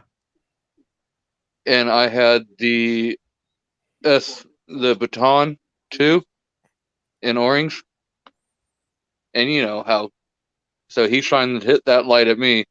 I turned around and shined that boulder at him, or the baton at him. And he's like, he put his arm over his eyes and he could still see the light like blinding him. Wow. Yeah, did not cross beans, did you? Never cross the stream. Never cross the stream. Never cross the streams. There you go. That's a good one to remember when you're at a bar too. So it is. Yeah, in the bathroom. Yep. Trying to put down a fly. Hey man, I was thinking, you turn to the dude next to you. Remember they had the troughs in the bar that you go pee in, like big long sinks, like at the stadiums. And stuff. And you've always got that one guy that's so hammered he can't aim. Yes, I know. You got the old man that puts his arm up there to hold himself up. I never understood that guy, man. I hope I don't turn into that man. At some point, I'll be like, your right arm goes up on the wall and you prop yourself up. It's like you can't even. I'll tell you what, man. That's when I hit that point, just put me out. So yeah. Travis, wouldn't you put your left arm up so that's where you have your right arm for holding? I have no idea. I guess it depends on the angle and the vectoring of the. I have no clue. Whatever works for you, man. Just wondering, maybe you're just lefties, there might be some righties or something. It'd probably be your left hand. Now that I think about it, it kind of depends. It depends if you got a fly or something, you got to unzip. I mean, from the left side, that's gonna be kind of awkward and chafing. So, yeah. No, I was doesn't just matter. sitting Doesn't here matter. thinking. Yeah. I don't know. Why are you asking me these questions, man? What? I'm not there yet. I haven't hit that stage in my life yet. So when I do, I'll let you know. But nobody else has to steady themselves in the morning. No, I'm pretty good. Yeah, I'm usually half asleep for the first round. Yeah, that 3:30, 4 Yeah. o'clock. Oh no, damn it. Oh man. So what are you guys talking about tonight, man? There's no Friday night strike corking you guys or what? Or what did he cork you earlier and no? Well, considering this is Saturday night. Oh, it is Saturday. Oh man, that's awesome. I forgot about that. Yeah, I've been up for I don't even know, 15 hours now. Yeah. Oh Lord. It's been a long day. It's been a good day, but a long one, so we're good. Cool. Yeah. This is the general chat. It hasn't been on anything specific. Oh man, you guys were talking about shotguns earlier. What was the conversation about on that? So really the target is just kind of, I'm moving into a shotgun video because you can actually buy a video series because you can actually buy ammunition for them. Oh, I'm going to kind of discuss different varieties of shotguns. My channel's targeted at people who are new. So, Oh yeah. Oh, that's cool, man. Let's see, Nighthawk, I watched your zombie video. Is that the break action Zost?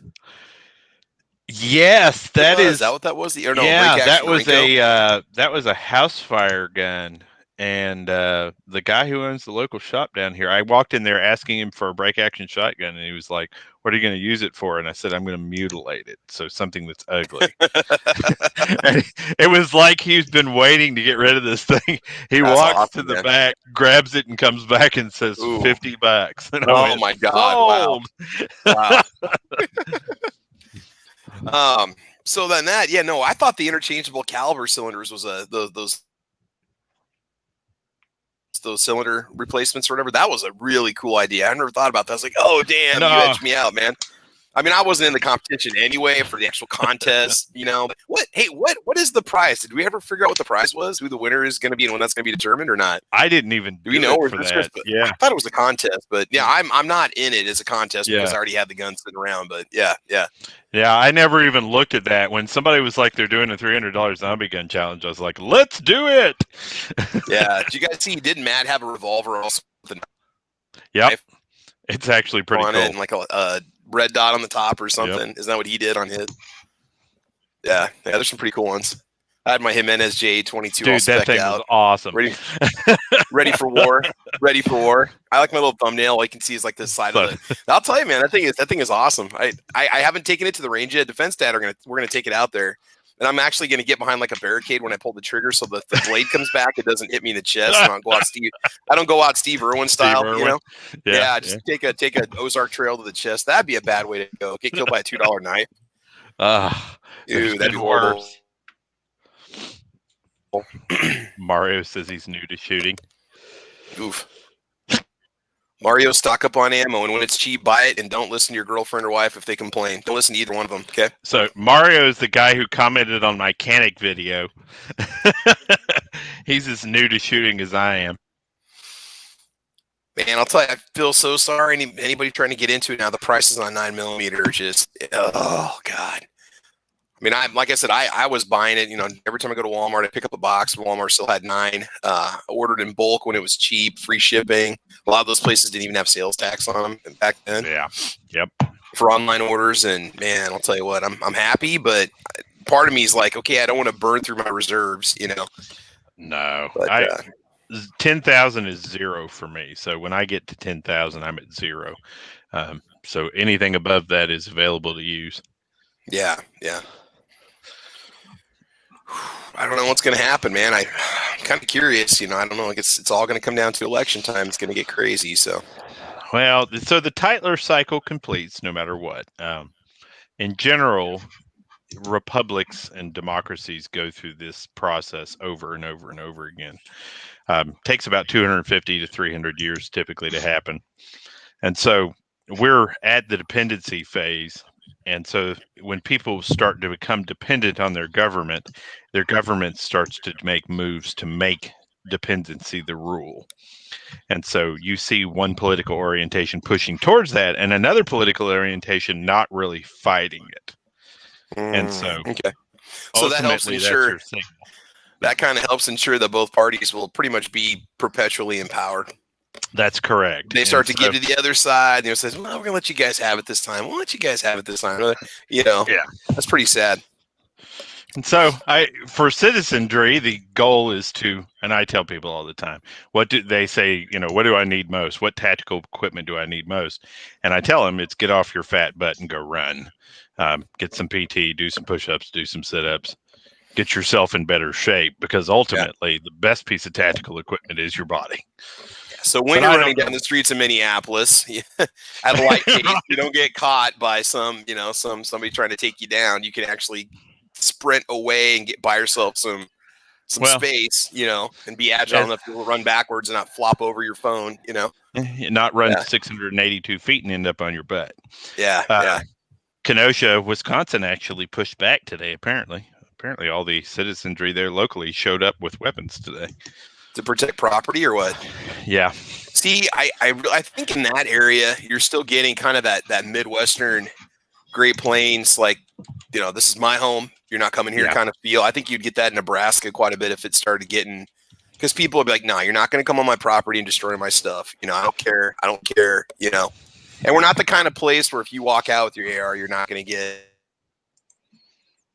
a SWAT team showing up at your door. I mean, it's not that crazy here. People get triggered by guns and things like that, but I don't know. I think like pretty much the whole Midwest in general, you get that kind of vibe. Kansas, Oklahoma, Nebraska, Dakotas, all the way out west too, and get into Wyoming. You got more of kind of an independent attitude, I think, about stuff. But Wisconsin's is really like that too. I really do.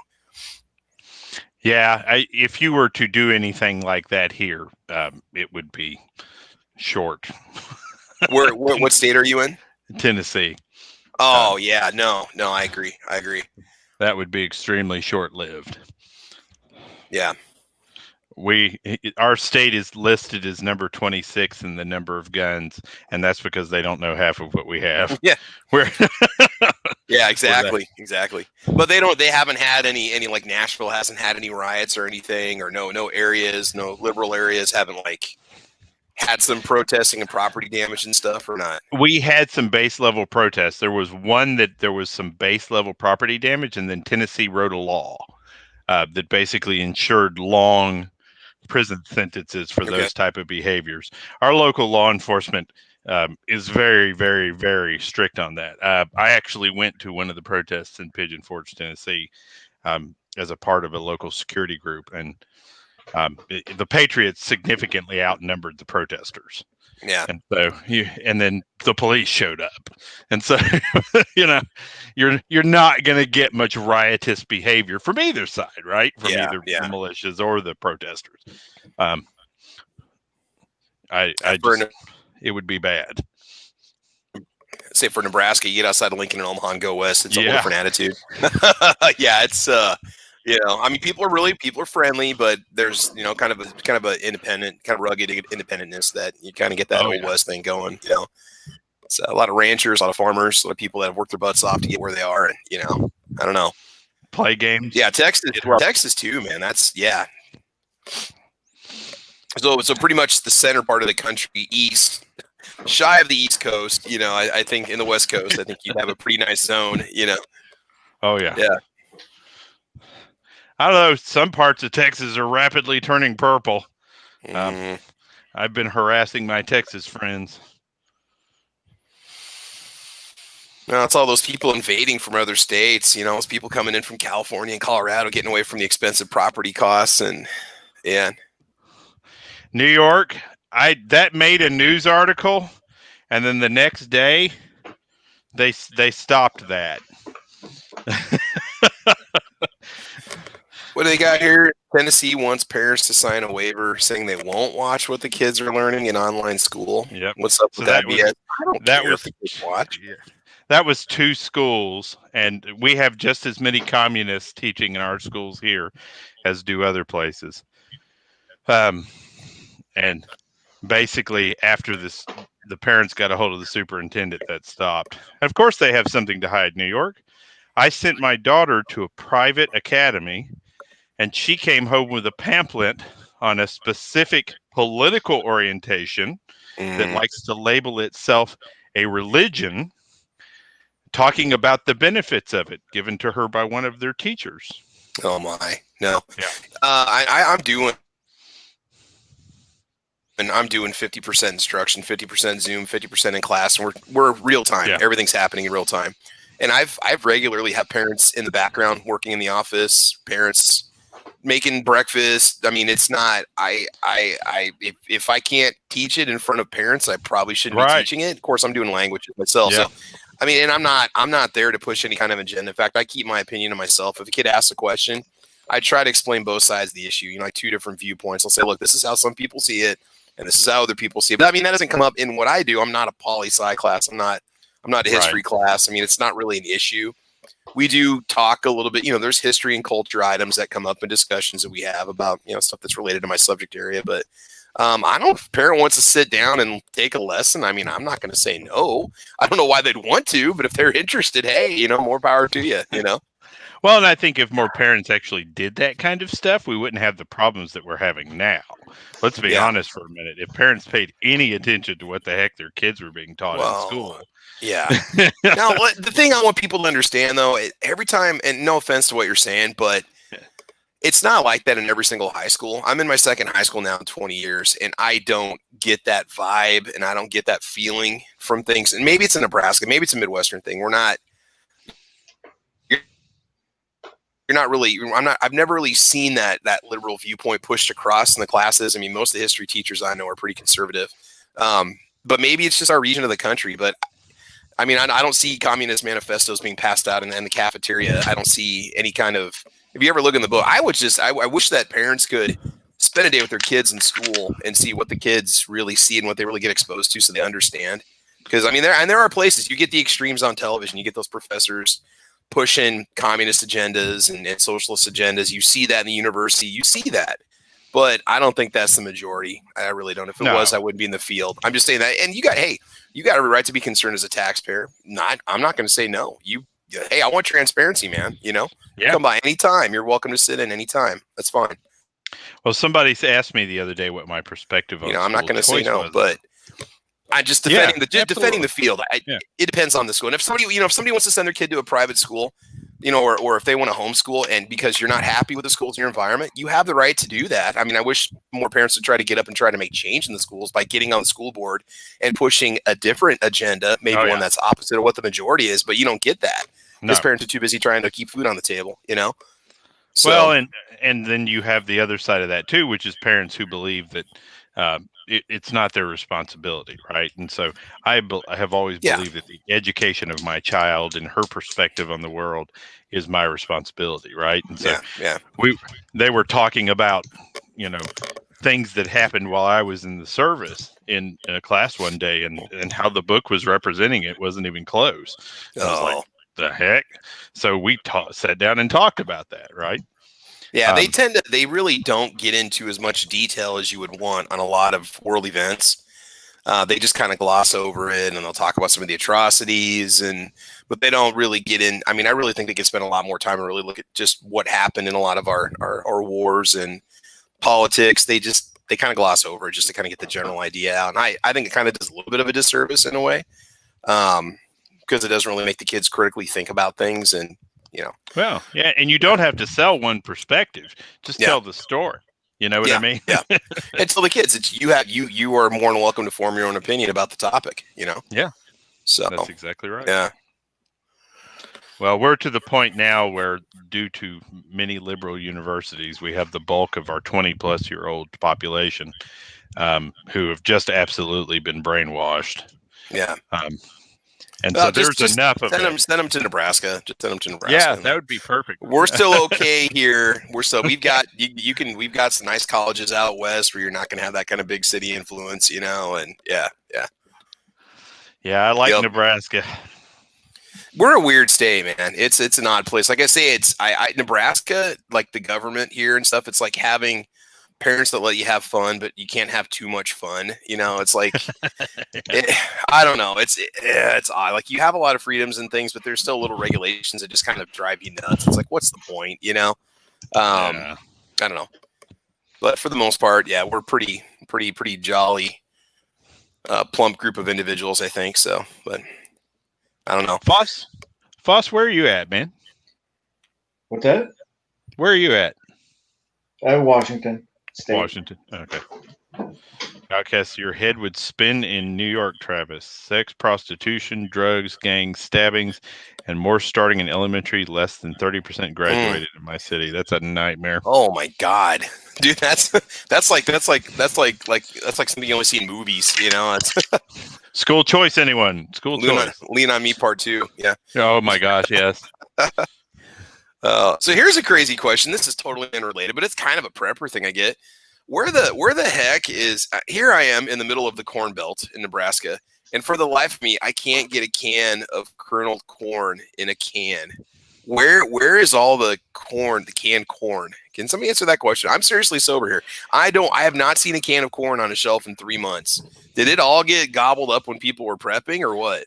Some of it. Have you guys looked around? You can't find canned corn anywhere. Like Walmart's out. They just started getting green beans back in. I know I should be going fresh and going to maybe the produce section instead, but I'm like, where? Because I mean, a lot of the vegetables, man, they're just gone. You know, they threw it out. 700 tons We of don't have potatoes? that problem. Yeah. Well, different areas of the country get shipped at different time range, but like here in my state, we are starting to see seasonal vegetables the same way that we used to. So when I was a kid, there were things that you could only get during certain times of the year. And different places are receiving stock at different rates. Hey, Outcast, why don't you send some of that my way, You bro? want some corn juice? You get sweet corn. I can get sweet corn. I'm just talking canned corn. I just wanted to go get, a 6-pack of canned corn. Corn's been empty for 3 months. I'm like, I'm in the middle of the freaking Corn Belt and I can't get it. I mean, granted, that stuff comes from different places, like factories and stuff, but maybe they're like, don't sell it. It is odd looking at how thin some of the shelves are when you just walk around. It's like, damn, where'd this stuff go? Yeah. Yeah. Hey, Travis, I'll take a picture tomorrow when I'm at the grocery store, and I'll shoot it to you. Oh man, you're gonna make me. Why don't you ship me a flat of it, okay? Yeah. Start buying canned corn on Amazon because I can't buy it locally. But yeah, the main they might have it at some of the grocery stores now, but when I was looking around, I couldn't find anything. Most of the places I shop at, I couldn't find. Costco sold out. Aldi sold out. We have some bigger mom and pop places I can check out, but yeah. I don't know, man. I love cream corn, but most of the corn that I find these days is feed corn, and that makes me so mad. They sell feed. What is it? Feed corn. It's pig corn. They sell pig corn like it's sweet corn. Oh no, you gotta make sure it's canned. You gotta make sure it says sweet corn on it if you want to get the stuff that's not the. Oh God. Yeah, well, that's what they sell in the grocery stores here is pig corn. Oh no! You got to get. We have what we call candy corn. It's like the yellow and white. Yeah, dude, it's the bomb, man. It's so freaking good. A lot of the fields, they grow just for local consumption. Like they have trucks full of it in the summertime. You go buy it right off anybody. Yeah. Sweet corn is so much better. I grew up eating sweet corn, and my wife was bringing corn home and cooking it, and I was like, God, this stuff is awful. And then I realized this isn't sweet corn. This is pig corn. Why are they selling pig corn? Look at Patriot's comment. Patriot, how many cans of corn can I get if I send you 1,000 rounds of 9? Would that give me a pallet of sweet corn? Because that set me up at least for like a year. Yeah, the shipping would cost more than 1,000 rounds. You know what's going to cost me to ship 1,000 rounds through UPS? It's going to cost you at least $75 through UPS. I'm telling you right now, if I go take it there, like what is in here? Lead, right? Freedom.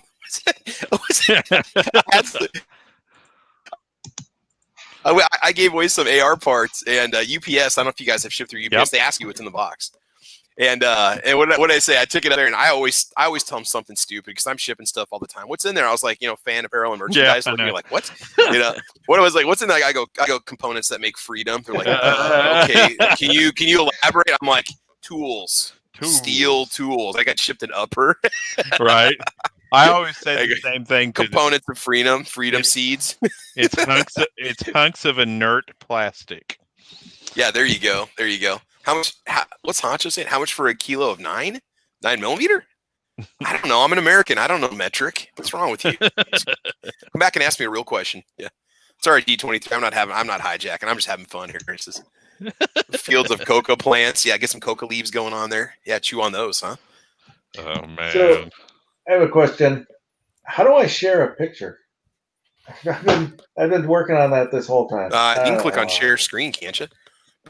Bring it up on your screen and then click on share screen at the bottom, and you'll hijack over the screen, and then you can.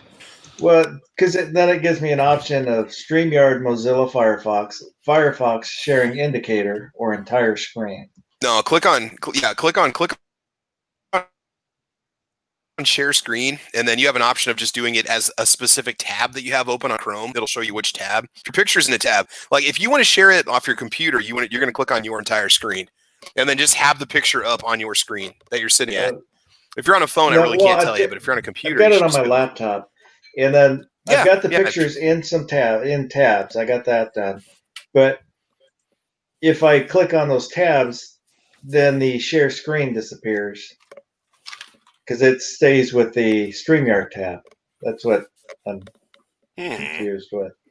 Okay, yeah. Usually, if that's you have to actually click when you click on share screen. You have to actually click on what it is you want to share. You have to click on a window inside of your entire screen. Where it says your entire screen, that little window that pops up, you click on the simulation of your screen that you're staring at, and then it selects it, and then click on share. That doesn't happen. I don't know. Okay. Well, all right, man. Here's entire screen. See, you could email to G23. He can show it off. Well, he's on his phone. Oh, okay. I got you. Oh, so that's why he's okay. We're going to be yelling at me for taking over the chat or something. I don't. No. Nighthawk was doing a pretty good running the show. I've got a major toothache, and there wasn't anybody doing any live stream, so I'm like, everybody needs to have something to do on a Saturday evening. So I fired one up. So I fired up a live stream and was like, hey, come join. Here we go. Okay, we're going to start the bidding at $75, $75, 80, 85, 85, 90, 90, 95, 95, 95, 96, 98, 90, 100, 100, 100, 100, 105, 105, 105. Some ammo auctions going on there. Have you seen some of those prices on like Gunbroker for ammo?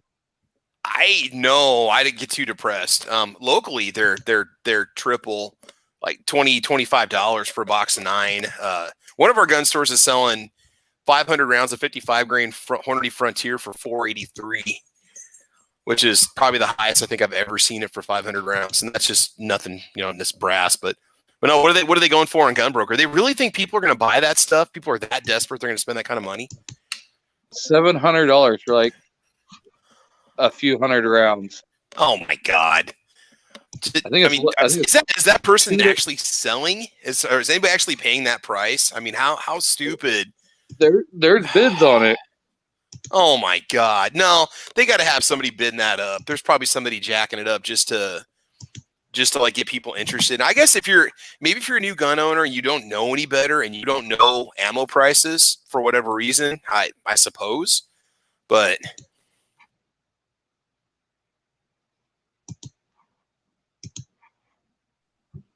I paid like $25 for Hornady Critical Defense 115 grain.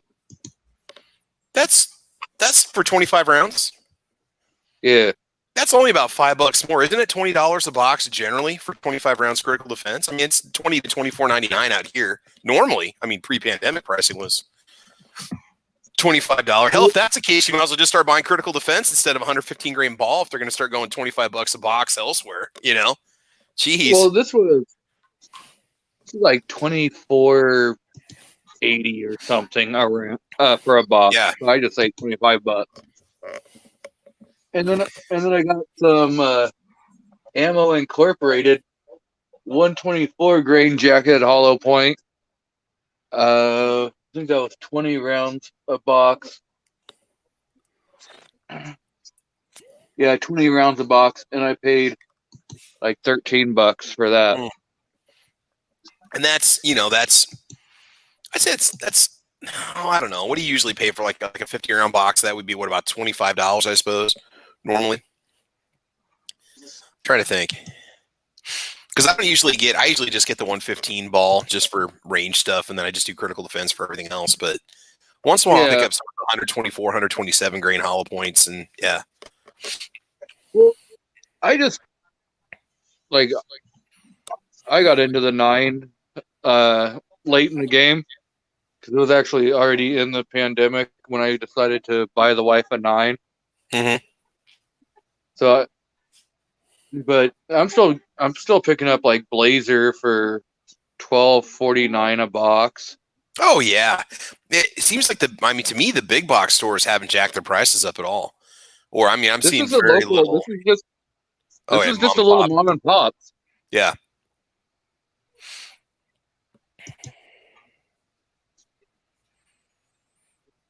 So, But I mean, I honestly think that if you really want to enjoy shooting, just go look at your store, see what caliber they have and what they consistently have in stock, and just go buy a gun in that caliber. If you just want to enjoy the shooting and not have to tap into your reserves or not be able to not find the ammo that you want, Because I mean, I still see quite a bit of 10 millimeter. I do see some 40, 357 mag, 44 mag. You're spending more, but the 10 millimeter, I did buy. Blazer. I think Blazer makes 10 millimeter now. It's like $23 a box for 50 or $20 a box for 50. So I got a box of that. I picked up a couple boxes of 40. So I'm looking for something else for a pistol. I want to get that Cosane Arms 10 yeah. 40 barrel. That's probably going to have to wait a little while yet, but I think that might be the next one that I go pick up for just pistol wise. Exactly. If they do that second Simulus, that Cosane's going to be mine. Oh yeah, definitely, dude. I know. I used the first one to pay the registration and taxes on my car that I bought back in March. It's like that came in really handy. I'm like, you know what? You take my money, I'm just gonna give it right back to you. There you go. Yep. In Nebraska, they slam you pretty good for. My car was 19,000 after trade and rebates, and it was almost 1,900 to register it. Sales tax, registration fees, non-vanity, straight up plates. I think it was 1,800 for everything. You don't know how to negotiate, do you? With the state of Nebraska and the DMV, you don't. Oh, no, you negotiate. You no, negotiate at the dealership. No, I did. And absolutely, dude. I knew the NADA numbers and everything. They couldn't screw me over. No, I got the trade-in value that I wanted. The car was 26, and they had $3,000 off of the retail price, and then it had let's see, that put me down to 23, and we wanted 4. We wanted 4 for our little Honda Insight that we traded in, and we got 4,000 for it. Because I said, look, your dealer retail is 6,500 on this. I know you're going to sell it for 7. I said, I want the clean retail on it. I want the above average trade in because it was a one owner that was all factory maintenance. I had all the receipts for it and everything, and they didn't argue with me. So, yeah. But no, I mean, I did pretty good on when I got it. I think we came out all right. When I buy a car at a dealership, I automatically tell them that if they want me to buy from them, they're going to pay the licensing.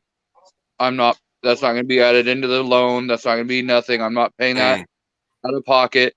If they want me to buy, they're going to pay for that kind of stuff. Tax, license, all of that.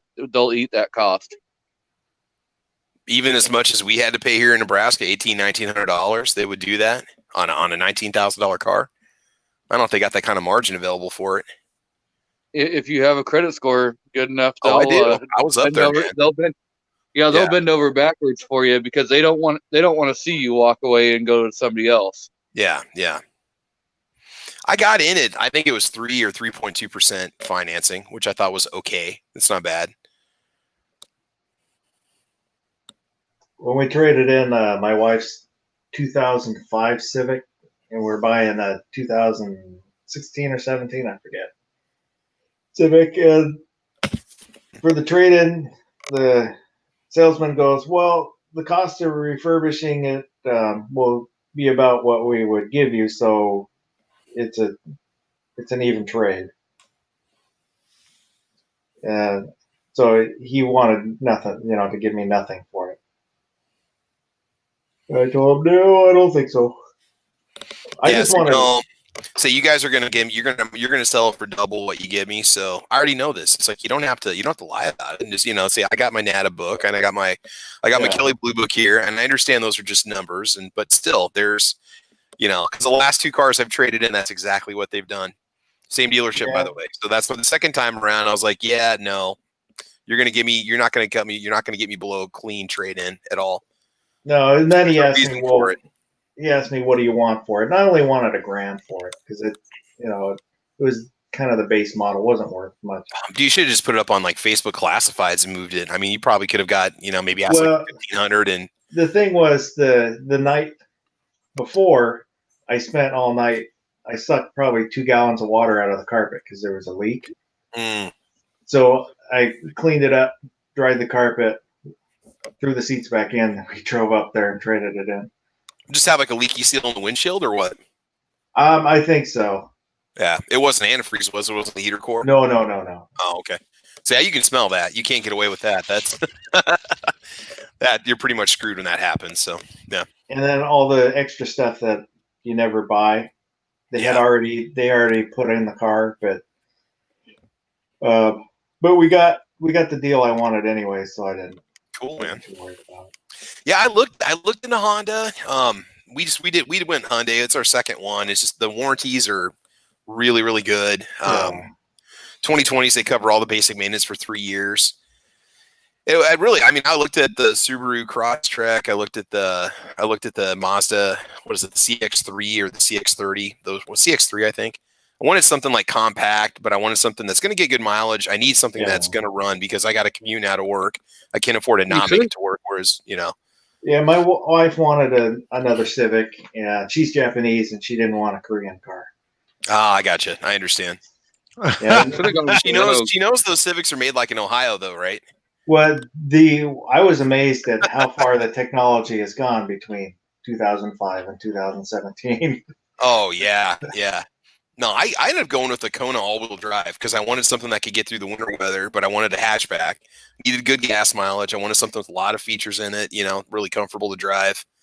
Yeah, that's what I got my Outlander for. The interior isn't great. It's kind of plain Jane, but the drivetrain, mine's a 2009, and the 2009 the drivetrain was out of the Evo. It was a Evo 7, I think. Oh, the engine and transmission are the exact same, like a 2-liter 4 with like a 5-speed automatic or something, or did you get it with a manual or what? No, mine's the CV. Oh, CVT. Yeah, which I don't like, but with the all-wheel drive, I never had a problem. 2 foot of fresh snow, never had a problem. Dude, the new ones, they're still kind of an older design, but they're decent. I've been watching a lot of reviews on them and stuff, and there's nothing wrong with them. They just don't, they're kind of hard to find a Mitsubishi dealer around here. But that's the problem. A lot of the dealerships have closed. Yeah, and dealing with them is a nightmare. I mean, when I had a problem, took it in, and they had told me, they were going to do this or do that. Got home and realized that there was something wrong. There was a little LED light that was underneath the radio that lit up that little compartment right there, and it wasn't working. So I went back and they said, "Oh, well, the new radios don't have that." So I got looking and realized that's where that LED light is. Whoever took the radio out thought it was a screw hole because it tore up that LED. I took it out, took the radio out, took it to them, screamed at everybody. And they had ordered the new radio, because it had the fan control and the radio and all that. Oh, okay. But yelled at everybody and told them, "You give me the new part, I'll give you this part, I'll put it in myself." And that was the last time I talked to the Mitsubishi dealership. Dude, man, that's crazy. I took my car in. But it was a great car. Took my car in one time and they literally broke something while they were in there. It made me so mad. I get tired of them stripping out drain plugs. I've had that happen to me twice, not on the new cars, but on my older cars. Oh yeah. And that happened on our Insight, and they're like, "Yeah, that stripped out." I said, "You guys realize you've done every single oil change on that car?" "Well, it's just a wearable component." I go, "The car's got 89,000 miles on it." I go, What are we going to do about it? Because the problem with that car, and this is a horrible design, the lower part of the block is integrated into the oil pan. So if you strip the threads, you have to replace the lower engine block. Holy crap! It was going to cost like $3,200, and the inside is not. It's a 2013 Insight, so it's their hybrid, so it's integrated in with the freaking CVT, and it's also part of the the hybrid powertrain, the electric motor and stuff. And when they were showing me the price quotes to fix it, so they ended up doing what they call like a time cert or something like that. They retap it and put a new thread in it. And they make the bottom of the blocks made out of aluminum. So it's not, and I told him, I said, you guys are going to fix it. I only bring it to the dealership so this kind of thing doesn't happen. And I told the guy, I said, and they go, well, we use torque sticks, so we never over torque the drain plug. It had to happen some other way. I said, no. I said, I have every receipt from every oil change. And they go, do you guys check the calibration on your torque wrenches every single time you guys, tighten a drain plug? And he just kind of sat there, and I said, okay, well, why don't you guys go fix it? Because I was not going to buy a new lower engine. It was going to cost me almost $3,000 to get that fixed. And labor, parts. I mean, the part alone was like $1,700 because it's the lower engine block. It's the two parts that bolt together. It was terrible. I started looking up the schematics on that thing. I'm like, are you kidding me? Because any other car I've ever had, the drain pans are removable. You take all the bolts out of the gasket, boom, you can take the pan out, done. Sometimes they're not that easy to get to depending on how the design is, but I've never had that before, and I couldn't believe they did that. I'm sure newer cars are probably the same way because it's cheaper and easier just to cast the drain pan into the block instead of, Yeah. I blew a head gasket on my Beamer racing one time. Oh. And they were like $5,000. Don't dude, say. Yeah.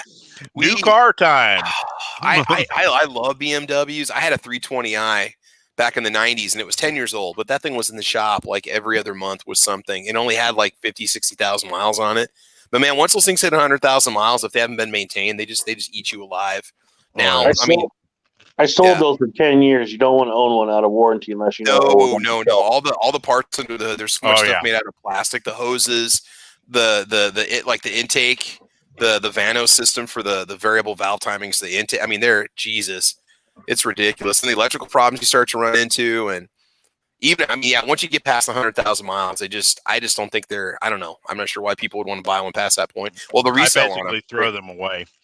Yeah, I mean, you could part them out and make more money than it's gonna make you sitting around.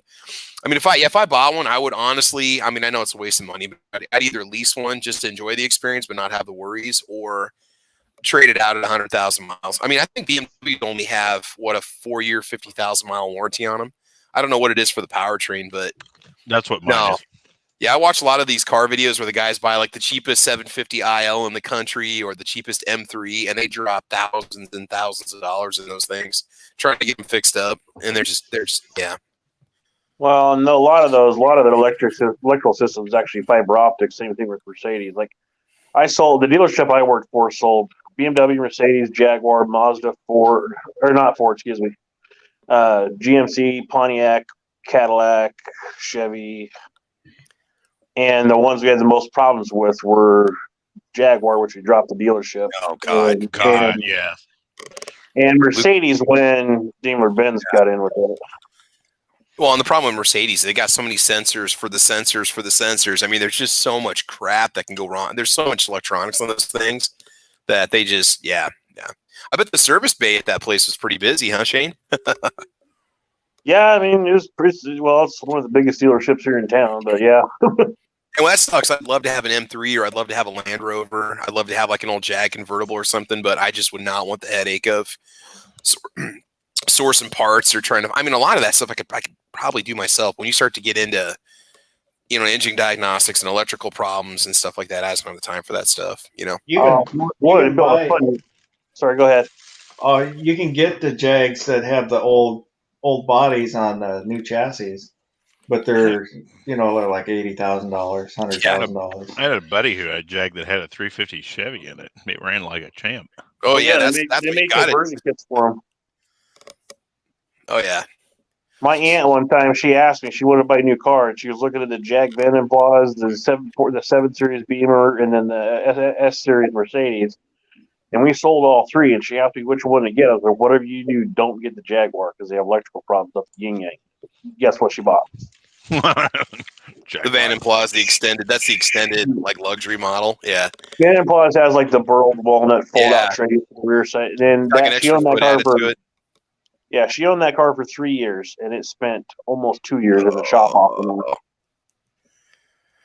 What's Matt Sexy saying? 01 Chevy 1500 has the plastic disconnect running to the firewall for the heater core coolant. Oh God, try to play some bad boys without a proper tool, dude. Heater cores are a nightmare. When I had to get mine done on my Jeep, mine started leaking about 2 days before school started. I just took it to the mechanic. I did not want to deal with it. God, the stuff you got to pull out to get to a heater core is just a nightmare. My first car was a 78 Trans Am, and you could work on that thing on the side of the road in the dark during a snowstorm. It was that easy. I changed the transmission at 1139 on the side of the interstate once. Yeah. Been there. My first car was a 71 Ford Maverick. Oh, yeah. Oh, yeah. There you go.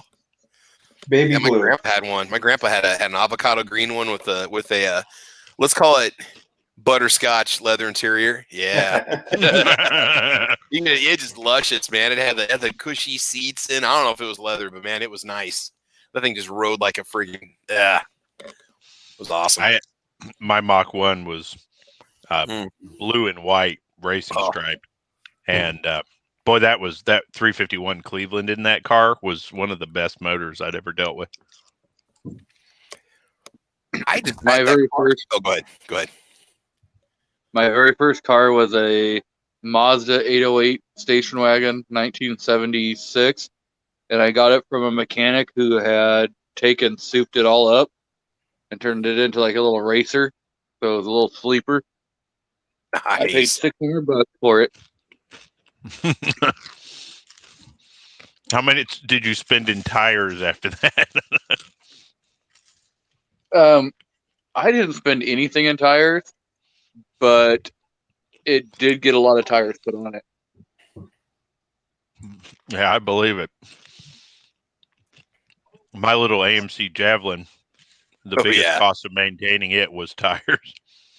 Those are awesome cars, man. So nice. That car was insane. I had a Ford Fairmont. I don't know if you know the Ford Fairmont. Mm-hmm. Kind of boxy FBI looking. Yep. I didn't know until recently that those have a Fox body or the Mustang chassis. Because when I bought it, it had Pirelli tires on it, and it would corner like nothing. And I never understood why until just a few years ago. Yeah, they're like a stretch. They're seriously the worst race I ever got beat in one of my cars. I had a pretty fast car, and I got beat by this rust bucket Ford Fairmont. And that's and I was like 17. That's when I found out they were almost every performance part for the Fox body bolts right onto those. Rear end, suspension. I mean, yeah. Yeah, a lot of compatibility. I used to walk people with the Javelin because nobody had ever heard of an AMC Javelin. And that 360, we had a 1350 Dominator on it. So I tell you, this will be a fun one for you. So I got and they still have this car. They've had it for 20 years. One summer they got bored and they decided to take an 84 Chevette and cut the front end off, tube frame it, move the firewall back 1.5 feet, and put a 13-to-1 compression 327, and then a Ford 9-inch out back. And that car was so light and so fast, it ran in the upper eights. But he made everything fit under factory sheet metal except for just a small hood scoop. I saw that guy take $1,800 off a guy in a street race that had it was a Mustang Mach 1 with a 671 blower that he thought he was fast. Yeah, that Mach 1's too heavy. They weren't very quick. I just like the rumble that car made. We had a Dodge Dart that we used to drag race, and so it had a vacuum 440 in it, two 1350 Dominators, and it was everything under the hood, to include the roll cage, was under the baby blue factory paint. And that thing would get more races than any car. What year was it? 70? No, it was 69. It was a 69 Dart. That's what I had, was a 69 Dart. Yeah, and you could drop a 502 Cadillac under that hood and still have room to work. Hey, My hey, favorite- Patriot. I was gonna say, tell Patriot real quick. He's got an 85 SS El Camino. Patriot, I'll trade you a 1,000 rounds of 9mm for that 85 SS El Camino. Patriot's got a 62 Chevy. Why don't you PM me some pics, bro? Hey, that El Camino, man, those things have picked up I in know. value. Yeah. Oh God, yes, God, yeah. Any of the Monte Carlos too, you know. Yeah. Yep. So I was sitting there thinking about it the other day. I'd like to have a 350 motored El Camino as just go to the hardware store kind daily of driver. Yeah, man. You know, I am really surprised that there hasn't been kind of a modern interpretation of an El Camino that's been released. I'm really surprised that they just don't, because I know, they got the Utes down in Australia. You've seen those before. Yeah, if they would sell something like that here, and I know like Subaru had the Baja at one point, but if they would just do like a 2-door, 2-seat, just something that just would work like an El Camino. I mean, people would buy. I mean, the problem is they'd be really expensive because they'd have like SS packages and the Vauxhall version had the Corvette engine in it. Yeah, and you can buy the 327. What did it have in it? What's that, the Vauxhall? What kind of? A couple years, it was a few years ago. Whatever the engine the Corvette had. Oh, okay. Bill, you can buy what is it, a G8, and then there's a company that will ship a Ute rear clip, and they will fuse the two together and make an actual car for you out of it because you're using your emissions and crash and everything from the American production, the imported G8. Well, the G8s were made in Australia, sorta. But you take your Pontiac G8 and they'll actually make it into a Ute for you if you want to pay the money for it. Well, that's what they were doing. That's what they were doing with the GTOs when they came out in the 2000s because they were. Maybe I was thinking a GTO. I thought it was the GTO because they're an Opel chassis and then the same thing they do over there. But yeah, there was a conversion kit, but yeah, because it had the 6-liter out of the little bit detuned, but yeah, that's basically what they have over there. It's the same. They took that Opel platform and made it into the GTO, which kind of an underrated car. Like they weren't very cool looking for most people. They didn't sell well, but they were a cheap performance car. Oh yeah, they've got Clover's over there. Clover's over there calling out the General Lee fate for a lot of those cars. I saw it. He's right though. I've seen a lot of them on dirt track. I wasted an old Ford police car on a dirt track one time, and I wish I had that car back. Hey, you guys want to hear something kind of funny because we're talking about corn? Squib's got a video he just posted an hour ago. First time successfully harvesting corn. And here I was bitching about not being able to find a can of corn in the grocery store if my life depended on the middle of the corn belt. He's just sitting there picking it in his backyard. I was going to ask you about that because I've been in the grocery store. There's tons of corn in the grocery stores here, Travis. All right, it must be back in stock. I haven't seen it. The last couple times I went to Walmart and Aldi, they didn't have any in stock, neither did Costco. I need to get out and go hit some different stores, I think. Yeah. Oh, I pretty much shop at Aldi and Walmart for groceries. That's it. They always have it. All right. Well, you must be buying it all because I can't find any, so stop it. No, I hate canned corn. I always buy the fresh frozen stuff. Oh, I gotcha. Old fancy pants over here. No, I was kidding. No, some of the canned stuff. Some of the Aldi canned corn, it does taste like feed corn. I mean, it's like just it's the yellow, like you said, the Aldi brand corn and green beans are freaking rustic, man. You think you're eating something that I don't know. It's hard to explain. I like chewy, man. Way too chewy. I like canned green beans, but I don't like canned corn. When I met my wife, she had never had asparagus done properly. She'd only had canned asparagus, and she kept wrinkling her nose when I was talking about having asparagus. Dude, fresh on the grill, sea salt on it, or even get dude. I love grilled asparagus. Put some butter on it. Oh, yeah. Well, man, my favorite. You slice up zucchini, about 1/4 slices, and you just pan fry that with some olive oil and some garlic salt. And when it's just about done, just put some freshly grated Parmesan on it. Oh yeah, dude, hell yeah. Well, the nice thing about zucchini, it just basically absorbs the flavor of whatever you cook it with and whatever you season with. It's a nice medium for absorbing those flavors. Yeah, my family's tradition is make zucchini bread, and I tell people that, and they're like, "What? Oh, it's so good! Yes. Oh God, zucchini bread, banana bread, anything that's bread that you buy like a bake sale or something, it's bound to be good. So, yeah. My latest addiction is this damn cinnamon streusel bread they sell at Costco. It's like the loaves weigh like 3 pounds. Oh my god, that stuff's amazing. Eat one slice of, you're like, okay, I'm done. We got a loaf of brioche bread the other day, and I made some really good French toast with that. Yeah, This stuff is supposed to make good French toast too. Shane, I'll swing by and drop off a loaf of this. And you can make some French toast with it and tell me what you think, all right? yeah. Just give it to him and go to the gun range, man. You got to get you out. I will. I'll hook you up, man. This stuff is freaking awesome. Yeah, the loaf weighs 1 pound 12 ounces, but that's still pretty good for just a loaf of bread. Yeah, it's almost 2 pounds. Canned corn really depends on the brand, and that's why SDF is not appealing. It does.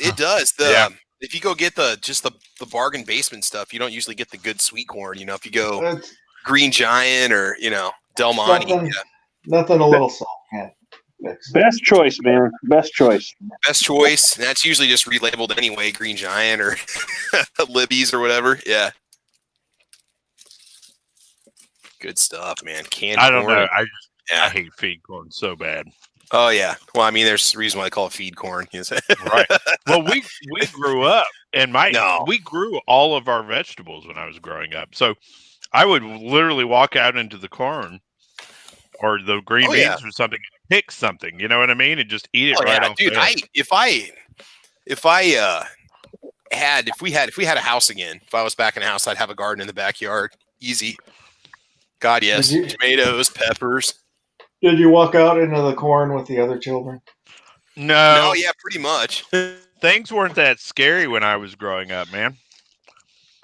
People are like, we did this horror movie based on corn, and it was like the most dangerous thing in corn is bugs. No, disagree. I was more terrified of the crop duster, not realizing I'm in the cornfield when it goes over the cornfield. I worked for a research farm when I was a kid, and they were cross pollinating corn, so you had to collect the tassels and hand pollinate the corn, and that pollen's the worst thing in it because that is the itchiest damn job you'll ever have in your life. I picked tobacco worms off tobacco plants for a while. That was pretty bad too. Mm-hmm.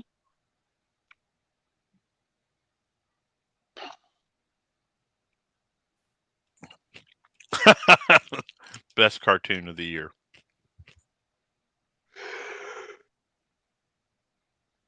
I made a meme for that, and it says 3 felons walk into an AR. It's the first time I ever thought I'd be banned on the Full 30 forums. Have you seen the one where he's like pointing up in the sky with his fingers up in the air, and it says like 3 down, calling a UAV? It's a reference to Call of Duty. Oh my god, that was. Yeah, 4 gets you a VTOL. VTOL. Jet comes in and just kills everybody on the map. Yeah. So how do you guys think that's going to turn out for that kid, man? Let's talk about that for a minute. I know we're tired of it, but what do you think? What do you think? Because I think Coleon Noir needs to defend him because he pretty much explained every point of it and pointed out how the kid was in the right, other than the laws, but. He's going to serve some time for some gun charges. His age actually works for him, though, because as you move further away from first-degree murder and towards those more vague, well, not even manslaughter because of the self-defense charges, but rather those gun charges and things of that nature, his age will start to work for him. There's a greater chance that he'll have highly reduced sentences or thrown out completely. See, I thought Coleon explained that he wasn't violating any gun laws because that was only for SBRs and AR pistols and not long guns. I would almost put my name on they're going to grab him for a gun charge because they're not going to be able to get him on the kills. They're not going to be able to get him on the self-defense kills. The truth is that you have a felon with a gun who's not in jail yet, by the way. You got pictures of him smoking and joking with his buddies in the hospital. You've got a pedophile attacking a 17-year-old boy, okay? And the other guy likes to beat on his girls, all right? There's no world where they make charges for these people that look good for them. Well, and they got the footage out now that shows exactly how it started. With him getting an altercation with the first guy and then trying to help him, and then people started jumping him, and after he fired the first shot and shot the first guy, dropped in. Isn't that what happened? As the guy came at him, he's the guy that said, shoot me, and he started coming at him, and then he popped him, and then he wanted to help him because he thinks he's an EMT. He's on the phone, and then people start saying, get him, and then he takes off running. What gave me chills is when he fell down and they said, get his ass. When they said that, I'm like, okay, there's your mob mentality right there. That's what you're going to run into. That's a worst case scenario. I saw like 20 people swarming in on him, and I'm like, you know what? You do what you got to do, kid.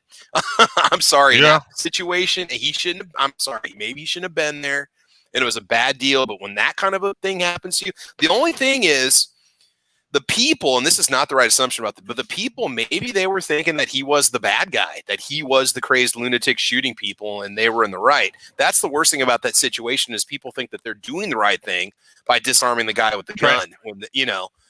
Travis, let's be honest with each other for a minute. Yeah. You've got a guy laying on his back with an AR-15, and you think he's the bad guy, and you have a Glock 26. Oh, I know. Are you running up on him with your Glock, or are you drawing from a position? No. Right. So I'd probably ask him if he wants some cover fire in a 6 is probably what I'd say to him. Right. So here's the truth. All of those guys were looking to get their licks in.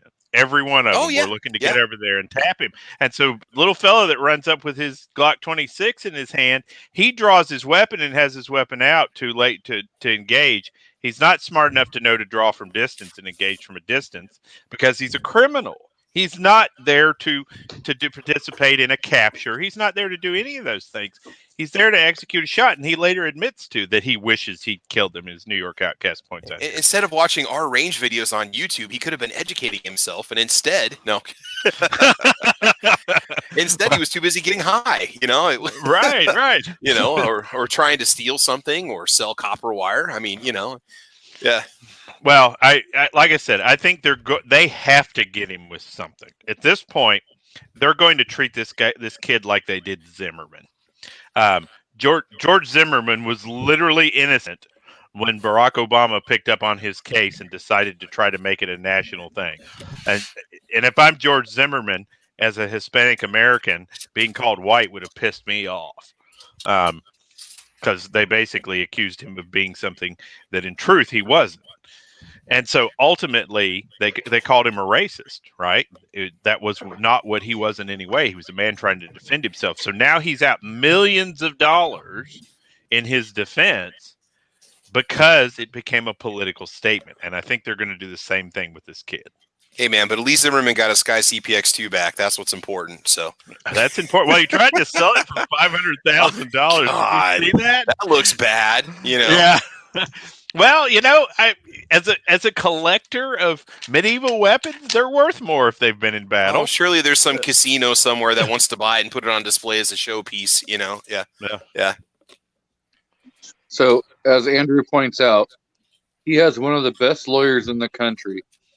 And I'm pretty sure he's right. The guy's name is Lee Wood. Yeah. He was the representation for Nick Sandman's. I don't want Lee Wood if I'm him. I want some Second Amendment attorney to be. I want Coleon Noir because he made a whole video off me anyway. He owes me now, so yeah. That's what he should say. Is Coleon, you're going to go ahead and cash in on my situation. You can go ahead and represent me because right. Well, he's got the GOA backing him. I was wondering if he was going to have to pay for his legal defense or not. If he was going to get, Well, I think if you're not already into a insurance, a carry insurance, this would be a capital time to consider one in our history. Yep. I was trying to say something, and I realized I was on mute. Oh, I did, brother. I was doing that for a little while too. Yeah, I was like, "Geez, guys, don't talk over me."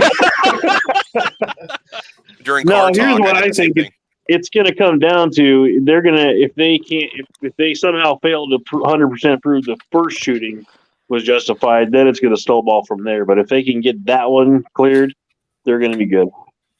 Yeah, like I said, they have to charge him with something. The lefties are going to try to blow up the entire city if it comes down to this. Dude, can I get a follower on Instagram that isn't trying to send me pictures of her girls? Okay.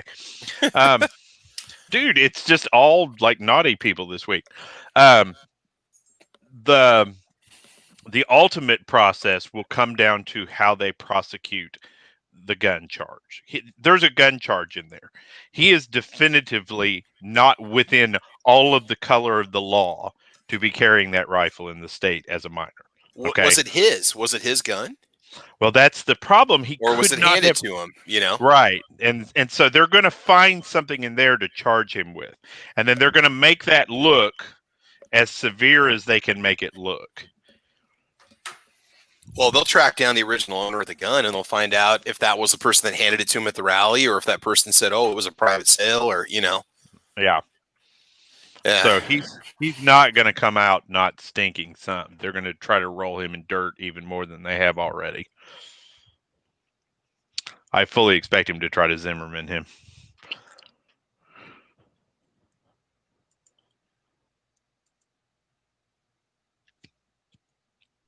But you got to give the kid credit. He kept his head. I just thought it was nuts when he was trying to turn himself in, and they're just like, "Get out of the road." He's like, "I need help here. Can you put me in that MRAP and drive off with me? I got a whole freaking town coming after me right now, and 28 rounds left." You know? Yeah. Well, somebody else. It turns out. So they brought back the autopsy of the skateboard kid. The 5.56 went through his pelvis. Somebody shot him back to front with a pistol caliber round, and he had another pistol caliber round in his hand. So people, and there's a lot of unaccounted for gunshots in that process there. So somebody was shooting at Kyle and hit that guy approximately about the same time Kyle hit him. Yeah, because you hear the shots, and Kyle's looking down the road, like he's kind of running backwards, and he's looking, and the kid's coming at him, and I heard gunshots go off too. I thought that was like a pepper ball gun or something. Nope. I thought maybe somebody was popping him off at somebody trying to give him some protection or something. Yeah. No, that kid's got 3 in him. One of them, the 5.56, went through his femoral artery, and it bounced around in his pelvic cavity, and then he took one back to front through the lung from a pistol, and one to his right hand. So there was a lot of lead flying. So here's a question. Seeing how they took someone, how they're treating someone like that, like who really wants to go out and defend people's property like that right now? Because you're going to get blistered. It's unfortunate. I'm not trying to sound like a wuss, but like, whose property and stuff is worth doing this for now? Because you're going to get screwed. Well, I don't think I would ever defend a business. I might defend an area. Somebody asked me about that the other day, what my thought process is. I would say if you're not already talking to your neighbors, if you live in an area that is, anti this process, if you're not already talking to your neighbors about a neighborhood defense force, you're probably wasting an opportunity, right?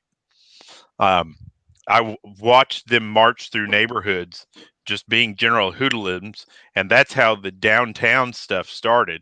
And then they started importing criminals from other states who've then begun to light things on fire and things of that nature. You have to think that's going to start happening in houses soon. So yeah, because I don't want to say that I wouldn't help my neighbor out or everything, but God, you just trash your life if you do what's right to do. So it's tough. Right now, the American Patriot is being held back for fear of losing their job, their livelihood, exactly. Potentially their freedom. And the communist, the anarchist is not. The anarchist is not concerned about going to jail. The anarchist is not concerned about these things because they're not being prosecuted. And so somebody made the very accurate and apt point the other night. At what point does the Patriot say, I'm going to take my chances with the legal system rather than watch our country destroyed? Mark Twain probably said it best. To begin with, the Patriot is a hated man, and the things that he does and say offend most. But once his cause is successful, then others will join freely because it costs nothing to be a patriot. And so, you have militia groups that are being misaligned as racist and things of that nature to attempt to prevent them from organizing against what's happening. The brown shirts in Nazi Germany did the same thing. Yep. Problem is they're going to dig into your past and they're going to paint you as like a domestic terrorist because they'll go into any pictures of you holding any firearms or talk about your social media posts or look at any groups that you belong to, any militia training you did 15 years ago, that one weekend, they'll find photos of it. Oh yeah. Oh, I'm telling you right now, they'll be on our GunTube channels. Well, I guess it gets me more subscribers, Yeah. It'll be definitively the G. Let's listen to that G23 chat they did the other night. So Carolina is going to share a video, and then we will discuss what it is. Okay. If he's ready, is this PG-13 or? No, it's basically on the situation we just talked about by Kyle, but I'm trying to share it now. It's off this one channel that I watch a lot, and he just kind of gets his opinion. The guy that owns the channel, he used to be a cop, and he's a good channel to watch. He does a lot of stuff, depending on what it is. But share it now, but it won't let me do it. Donut operator? Yeah, I'd say donut operator. Yeah. No, it's Really? the Officer Tatum. Oh, I like Officer Tatum. Yeah. Yeah. That's a guy that can pull me over anytime. Oh, I know, totally. I had to have a whole conversation with him as I signed $350 his way. Yeah, I'm trying to pretty share much. the video. G23, I don't know if some reason won't let me share it. I think you have to pull it up there.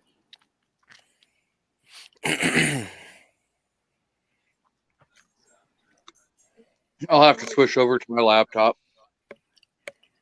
Copy.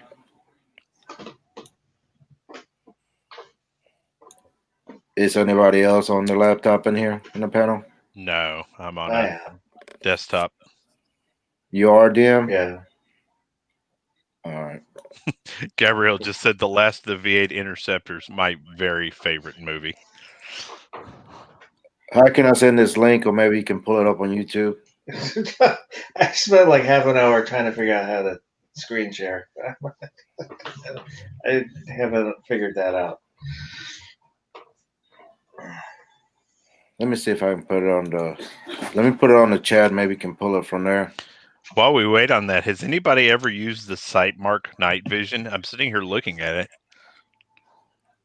Night vision. I haven't had messed with night vision stuff, but they're supposed to have some new red dots coming out. They are solar panel power. Ooh. That would be interesting. Yeah, they having a little bit issue. Of course, it comes from China, but they're having a little issue getting all this stuff. But I think they have it already in stock. Yep, that's Sightmark. But they're supposed to be 2 or 3 of them, I think. I like models coming out. Yeah, I like Sightmark sights for shotguns because if the shotgun destroys them, I'm not out much. I haven't had any issue with any of the red dots. Neither have I, except for the one I just dropped and cracked the glass on. I need to get that fixed. Have you ever used their warranty before? Yeah, I mean, remember I sent the one of the combo laser lights. That's right. Yeah. And yeah, I got it back pretty fast.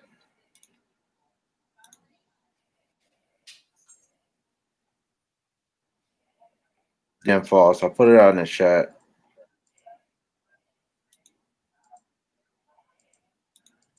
We can see your screen. There it is. Oh, okay, no, there you go. Never mind. Hold on. Let me. Will it play it sound?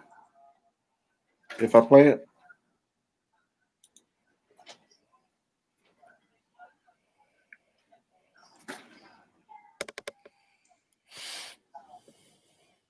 So you probably want to keep it on mute, but yeah. Yeah, so this was the first angle, I think, of where it all started. Mm-hmm. So you hear a gunshot, and then somebody throws a Molotov cocktail at him. Yeah.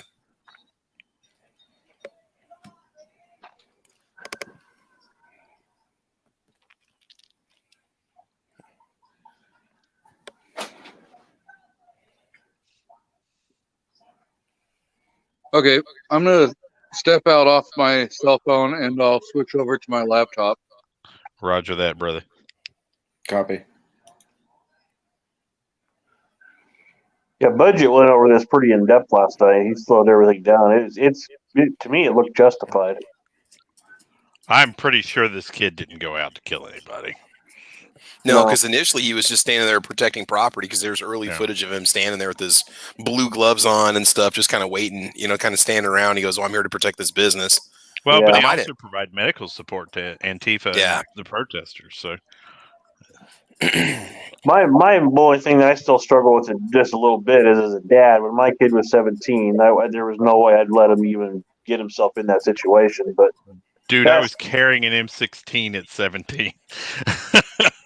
well, Yeah, yeah, but but you probably had formal had- military training. This kid did not. I don't care what little cadet academies he belonged to. He's not a trained soldier. He's not disciplined for it. Let's look at his skills for a minute and ask ourselves, was he disciplined or not? Were you able to keep yourself centered while under attack and fight from your butt? I mean,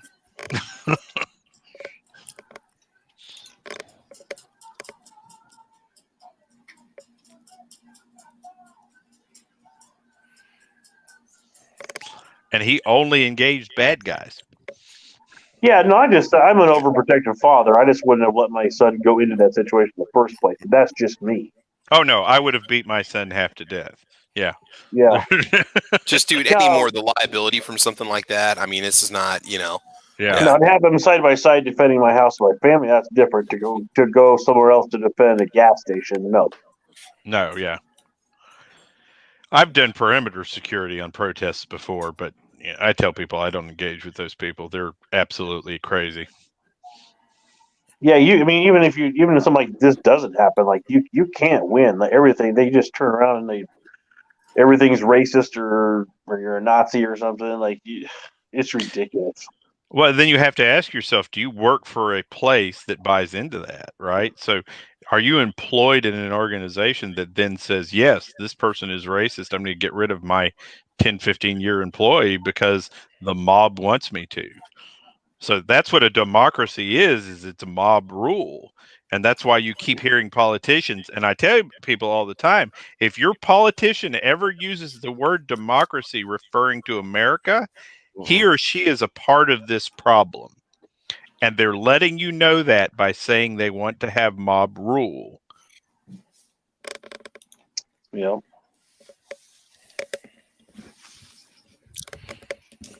Yeah, we're a constitutional republic the last time I checked. Yep, last time I checked too. Yep.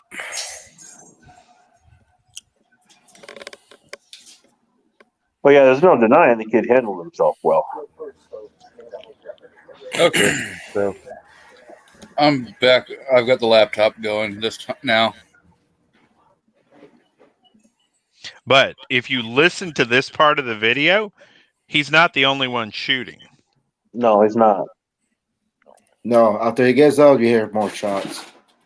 Yeah, when he first went down, I thought I saw somebody running with like a paintball gun. I thought maybe somebody was rolling like a pepper ball to protect him or something, but because you can see a couple people walking around with what looks like rifles maybe or something, but I don't know, paint markers. I'm pulling up that medical report on the skateboard guy here.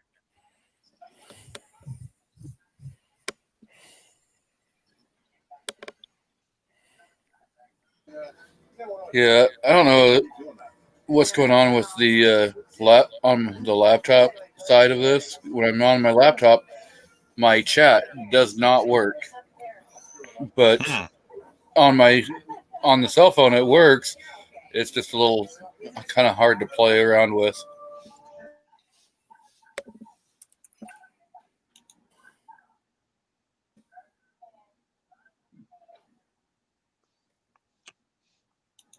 By the way, if you search skateboard guy medical report, what comes up is 60 articles about people getting brain damage for being hit by a skateboard. Oh my God. So if you want to understand whether that was a legit shoot or not. Well, there was a few years ago, there was a guy that was killed in Olympia. Got hit with a skateboard. And then the following year, a cop went after two shoplifters, and they were hiding in the bushes, came out after him swinging, and he shot them both. And one's paralyzed, and I don't remember what happened to the other one. And he was cleared of that, but they keep suing him civilly over and over and over. Yeah. But there's proof that it can be deadly. The guy got hit with the trucks. Well, yeah, man.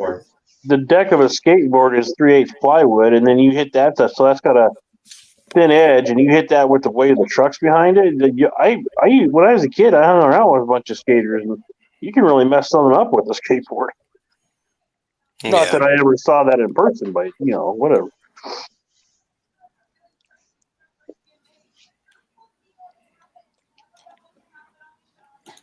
That beer did nothing to me at all. I'm very disappointed in that. That's one of my favorite beers. What were you enjoying this evening? Modelo. Oh, dark. Yeah. I like Modelo. Oh, yeah. But it's like the chips and salsa completely offset the alcohol. That's why you gotta drink whiskey Coke. You won't like me when I've had whiskey and Coke. I talk more than I talk now, and I'm not as funny as I think I am. There you go.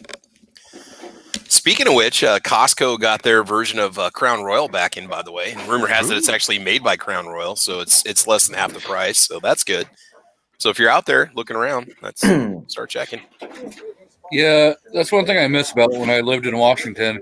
Washington did away with liquor stores, like the state-owned liquor stores, so then stores could start selling liquor. But down here, you can't go to like Walmart or Costco or Safeway and buy liquor. You have to go to an actual like liquor store. So they don't have them next door just as a separate location, but built into the same complex. They don't do that down there. No, not here. Okay, you have to go to like a standalone liquor mart then. Yeah, you gotta go to like an ABC store. Yeah. Cool, man. But all right, hey guys. Oh, I was gonna tell you, I think I'm gonna go ahead and drop off here. I'm gonna hit the hay in a little bit, but you guys have a good night. All right, take it easy, brother. Take care, good, man. We had a good time. Good chat, G23. Thanks for the invite, man. Appreciate it, dude. Thank you for jumping in.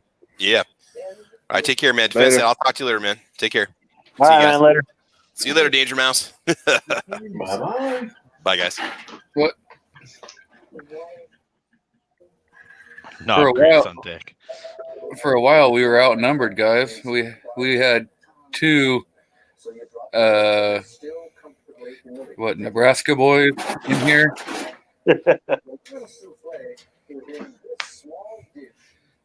Yeah, I'm not worried about Nebraska boys. They're good folks. I was half asleep when you sent me the invite, so now I woke up. Yeah, when I got the invite, went over to the laptop, turned it on, and then I'm sitting there and there's nobody there. And then I saw the post, that was at 4:00. Then I saw the post saying it was 4:30. And he's going to start. Yeah, I put it out for over 30 minutes, so this way YouTube would send out notifications for everybody. Yeah, I joined at 7:15 and went, I've got time for a beer.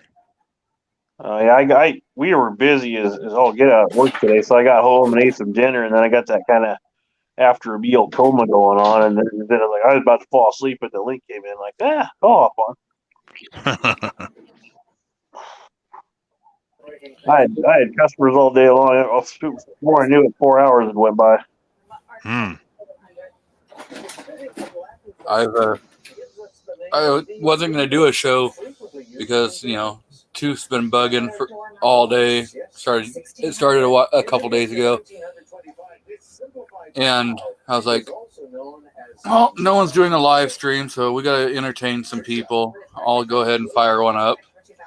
So, are your dentists shut down still there, or you just haven't been able to get to one yet? So, okay, in my area, like 99.9% of the dentists are closed on Fridays. Okay. So, yeah, they take 3-day weekends. Yeah, that's pretty Same standard here too. And one said, "Oh yeah, you know, you can schedule a Friday appointment." I was looking at their website and everything, but it's double the price for after hours. So if you're talking to $1,100 to have it extracted, surgical extraction, it's going to be $2,200. Wow. I could buy a Cosate arms and some ammo, and probably still have a couple dollars left over. Well, Rob says, "Man up and rip that baby out on camera." Find a way to tie it to a bullet and There you go. shoot that out. Ooh. I had thought about a 3-inch double aught buck, heavy or high velocity federal round coming out of the KSG and putting the stock against the tooth.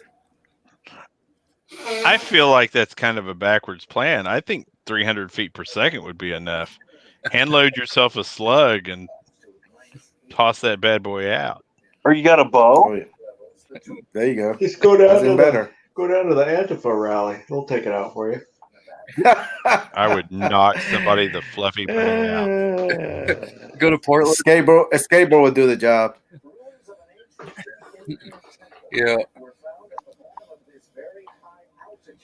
But I don't know. Whiskey and Coke's been helping take care of the pain, so Cigarettes and whiskey and wild, wild women. 2 out of the 3.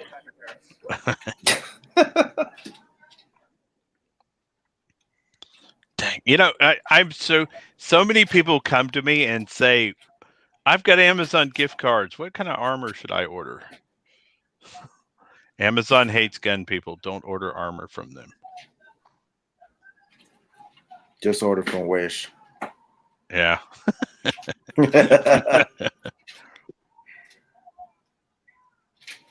Yeah, just order it from eBay. Well, I'm going to hop off, guys. It's time to go get the kiddo wrangled up and get her to bed. Brother, good to see your face. Yeah, thanks for having me. Hey, thanks for jumping on. You know. Yeah. Have a good one. And then there was 4.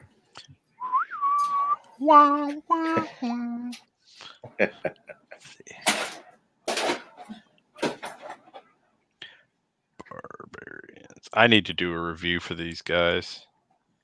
Or I need them to pay me to do a review. I refer their plate carrier so much. Who's that? The Barbarians plate carrier. It's the only respectable one on Amazon right now. In my opinion. I'm sure there's better ones. Never heard of them. It was actually like 2019's best affordable plate carrier. Oh. So you don't go for the airsoft ones? I do not tell friends to go for those. But they got Molly and everything. No. I forgot to ask Travis how his beer koozie was doing, if he had been putting it through its paces. Did you watch this video on that? I did. It was pretty badass. I like tactical beer koozies. I think I kind of want one. No. Hook it on your tack gear. 3 of across your chest. We're rednecks down here. We like tactical beer coolers. Yeah, I mean, that would be kind of cool.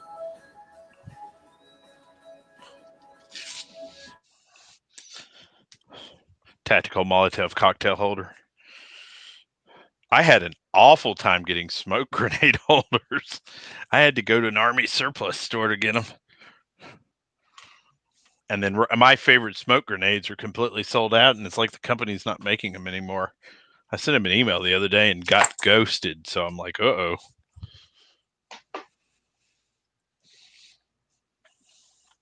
Everybody should have smoke grenades for home defense. They're perfect.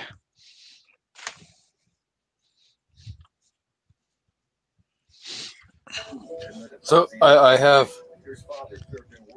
the chat going on my cell phone and then running on my laptop, and Midnight's comment was pretty funny.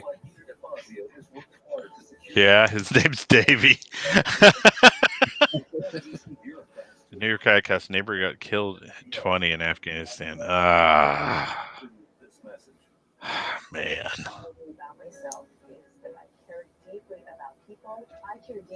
Yeah, that guy that comments. I was at the local veteran cemetery here the other day talking to my friend, and it hit me that he was 24 years old when he left this world. I have lived an entire lifetime since he left this planet, and that blows my mind sometimes.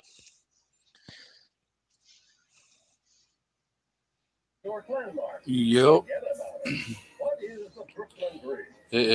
When we lose friends and family at a young age, you start to really think back, kind of sometimes you ask why, Oh, yeah.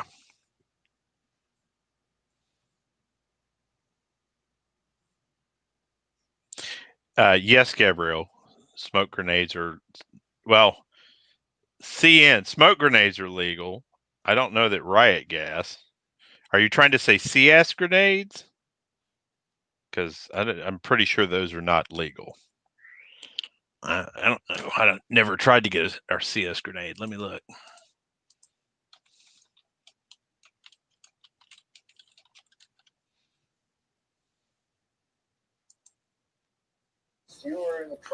Ozzy says that he has one of them, and the can keeps falling out the bottom.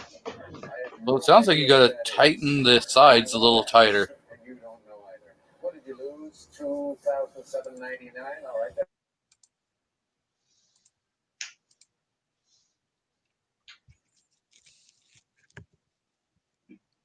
Yeah. Now we're getting into war crimes. Thank you, Honcho. No, CN grenades are not civilian legal.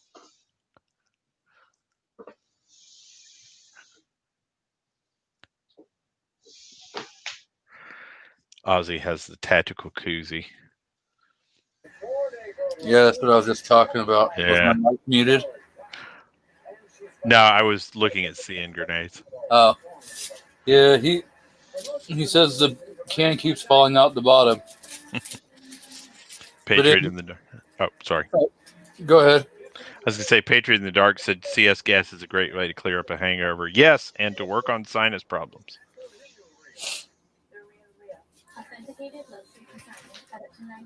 But yeah, in Travis's video, he was showing that sometimes you gotta zip the sides a little tighter to, grip everything.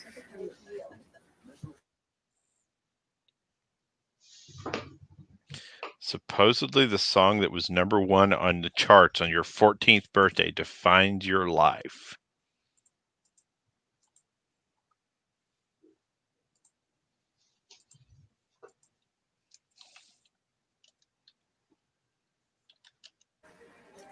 I do not know what the song was on the top of the charts on my 14th birthday. So 30 years ago. Let's see. I'm not that old.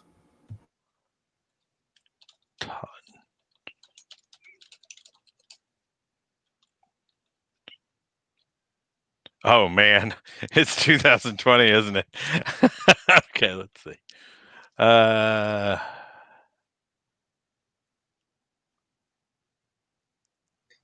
For me, it's "Careless Whisper" by George Michael. I don't remember that song. I do, and it was bad.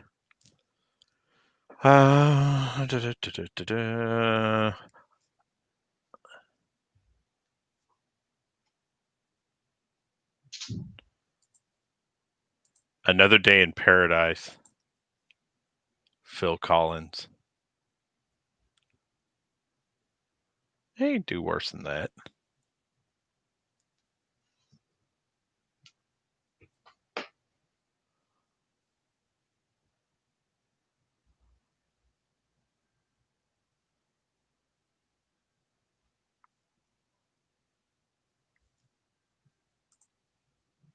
Yeah, I think that defines my life.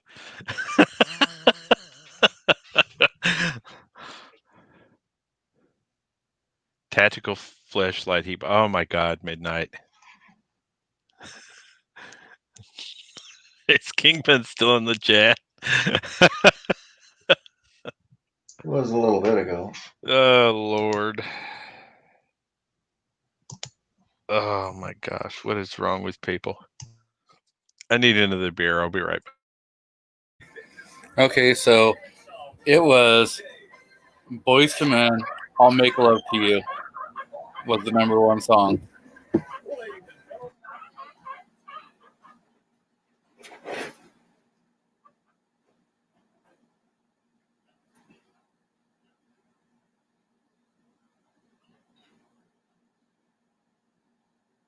All right, I'm back. What are we talking about? So the song was by Boys to Men, I'll Make Love to You was the number one. But I guess there was like a lot of them because on the alternative hit was Bang and Blame by REM.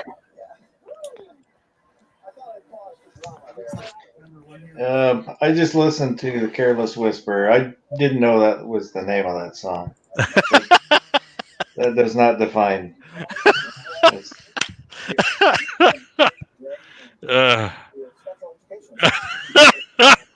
Midnight.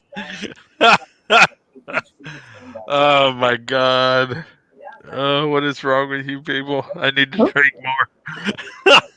Oh, Midnight Ratings. Did you read his comment? Yes, that's what I'm laughing at.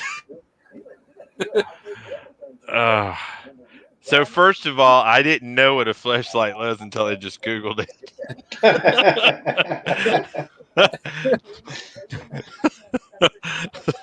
So Oh, I thought it was some kind of a tactical light, and now I see that it is definitely not a tactical light. sure, it's a tactical light. All this time, I didn't have a fleshlight for my rifle. What's wrong? It's more of a medical aid. Yeah, that's a therapy device. Oh, good Lord. Even Kingpin's laughing. Yeah, and this is now in my search history. Outstanding. Wait till your wife sees that search history. My wife doesn't even look at my search history. She knows better. Aren't you a lucky one? Yep. What was the number one song on the charts in December of 1990?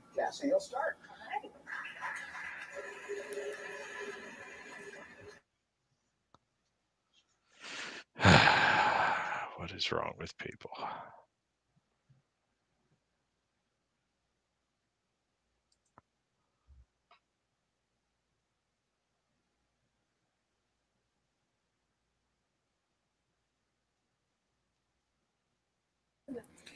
So have we hit the wall, or do we want to keep pressing on for longer? Yeah, I don't know. Andrew said her troop morale device, the patches aren't working anymore. Oh my God. Has anybody watched Heavy Duty Country channel? No. Is it worth it? Oh yeah. He's the one from Texas, right? Yeah. Yeah. I watch him. Oh, he's pretty cool. I guess we can't end it because there's the rule that if you have 20 people or more in your chat that you have to keep going. And right now, we just dropped under 20. So I've kind of reached overcritical mass on YouTube channels now. There's more channels than I can watch. exactly, there's a hell of a lot of them. dude, I am always 2 days behind on people's stuff, and I feel so bad. You know what I mean? I'm like, I want to watch your video. I want to see what you're doing, but I never get caught up in time. Well, it's like, so I Wheeled and Well Armed, I guess, tagged me before DM Faas tagged me in the one gun challenge, but for some reason YouTube isn't sending me notifications on all of everyone's videos. And so and he commented, he's like, I think I tagged you first. I went back and I looked, and yeah, he tagged me before DM tagged me. So I kind of felt bad that I didn't put his sticker up on there. Yeah, I'm actually going to be making buttons. They're going to be Nighthawk Medic Shoots I voted buttons. I'm getting big into voter advocacy right now because 34% of the country voted in our last election. And so, okay, so we are gonna kill the stream. The hens are gonna be going live in about 30 minutes. sweet. Over on the Gunstobs channel. So I guess I go to bed. You're not gonna watch the hens? I'll probably Oh, try, but Yeah. I haven't been to bed yet. Ooh. I took a nap. I'm awake till 4 a.m. Yeah, I've been up since 9 o'clock Pacific. I don't know what the metric conversion is for everybody else. Was that 9 a.m. or 9 p.m.? 9 p.m. So midnight Eastern, and it's now 10:40 Eastern. Yeah, because when I got home from work, it stayed up so I could go down to the gun shop, and then laid down because you weren't going to do a show, and then couldn't get to sleep, kind of flopped around, and then got the notice you're doing a show, so I got back up. Oops, my bad. Nah, it doesn't matter. It's all right. I don't have to be anywhere until Monday. Well, that's good.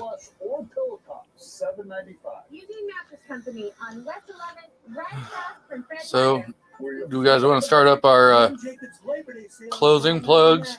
Sounds good. Mr. Carolina, you want to go ahead and kick it off for us? Yeah, I appreciate you inviting me. Glad that you had a chance to do it tonight. A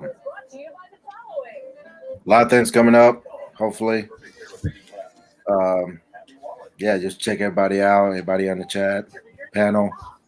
But appreciate it. See you on the next one. Yeah, those base plates are cool. The ones you showed, Carolina. Yeah. Which one? The Tyrant Designs base plates. Those were awesome. Oh yeah, the new ones that came out. Yeah, but they don't make one for 20.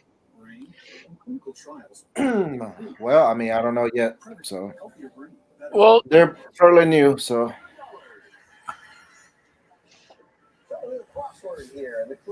huh? But okay, Mr. Faas, you want to go ahead and give us your outros?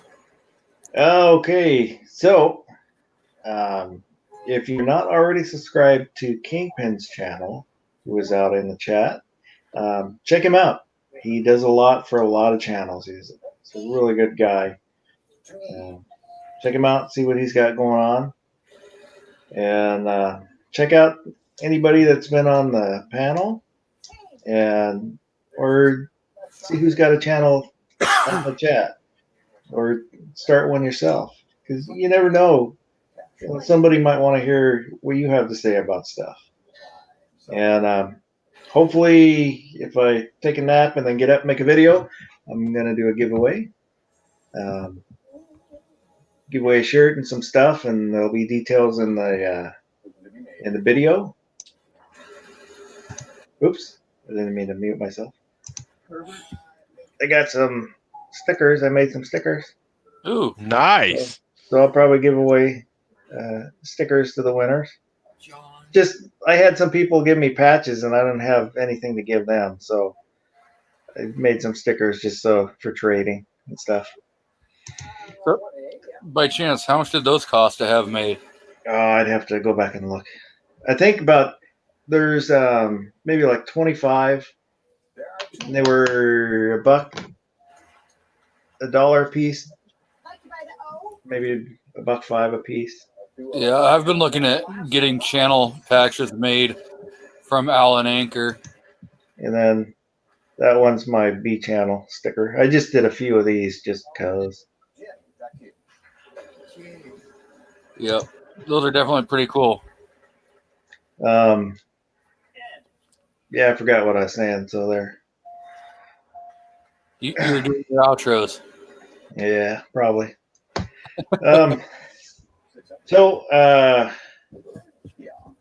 Yeah. Well, hopefully you get a nap in. Yeah. Yeah, okay, Nighthawk, you got anything going on? You want to give your outro? Yes. Of course, Nighthawk Medic Shoots is starting up our new shotgun line this week. We're going to start out with what we previewed and did our unboxing, the Garasar, and we're excited about that shotgun. There's some cool stuff about it. Also, don't forget, get out there and vote in the upcoming election. If you find yourself not wanting to vote, come talk to me. I'd be glad to talk to you about why it's so important that we vote this time. And thank you, G23, as always, for bringing me in on this mess. You're the best. Have a great night, guys. Well, thank you all for showing up and being here. And we'll definitely do this next Saturday. Hopefully, it's not going to be a whiskey-filled show.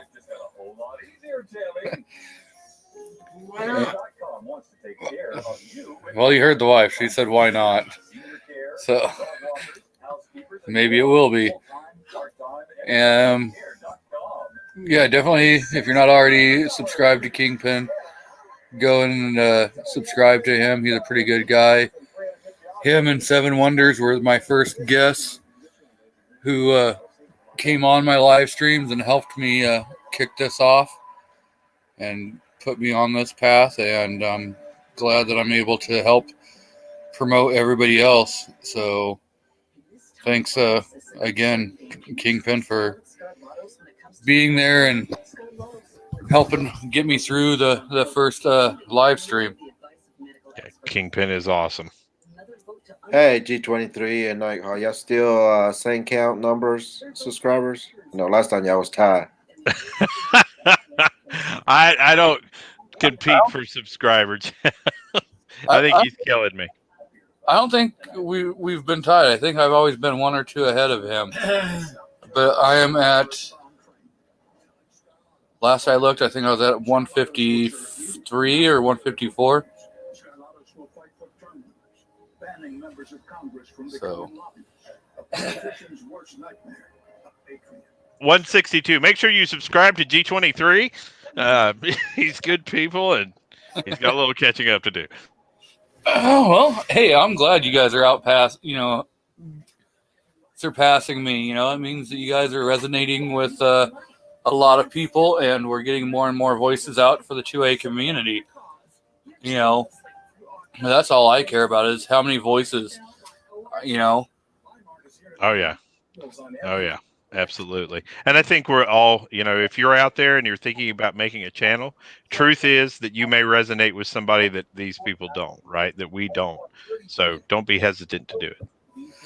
And I'm always willing to, bring people on and let them get a feel for being on a live stream, without having to have a whole lot of pressure behind you, That's what I did. I think yours was my first time. Yeah, you were gentle. Was he good to you, DM Faas? This was my first time too. I'd never been on a live stream before. Here, and then I started sitting in on Gary's Sunday morning, and you get comfortable with it, and then kind of move out. I had opinions that I wanted to express, and this helped kind of get me used to talking, and then I give my opinions now, what I think, whether people care or not. Yep. And that's all we can ask, is that we can, get more people out there putting their opinions out, especially on 2A and 1A stuff. Because I'm good enough, I'm smart enough, and gosh darn it, people like me. I don't know if you saw the earlier DM, but I think it was Mad Sexy was asking when you're going to put out some karate videos.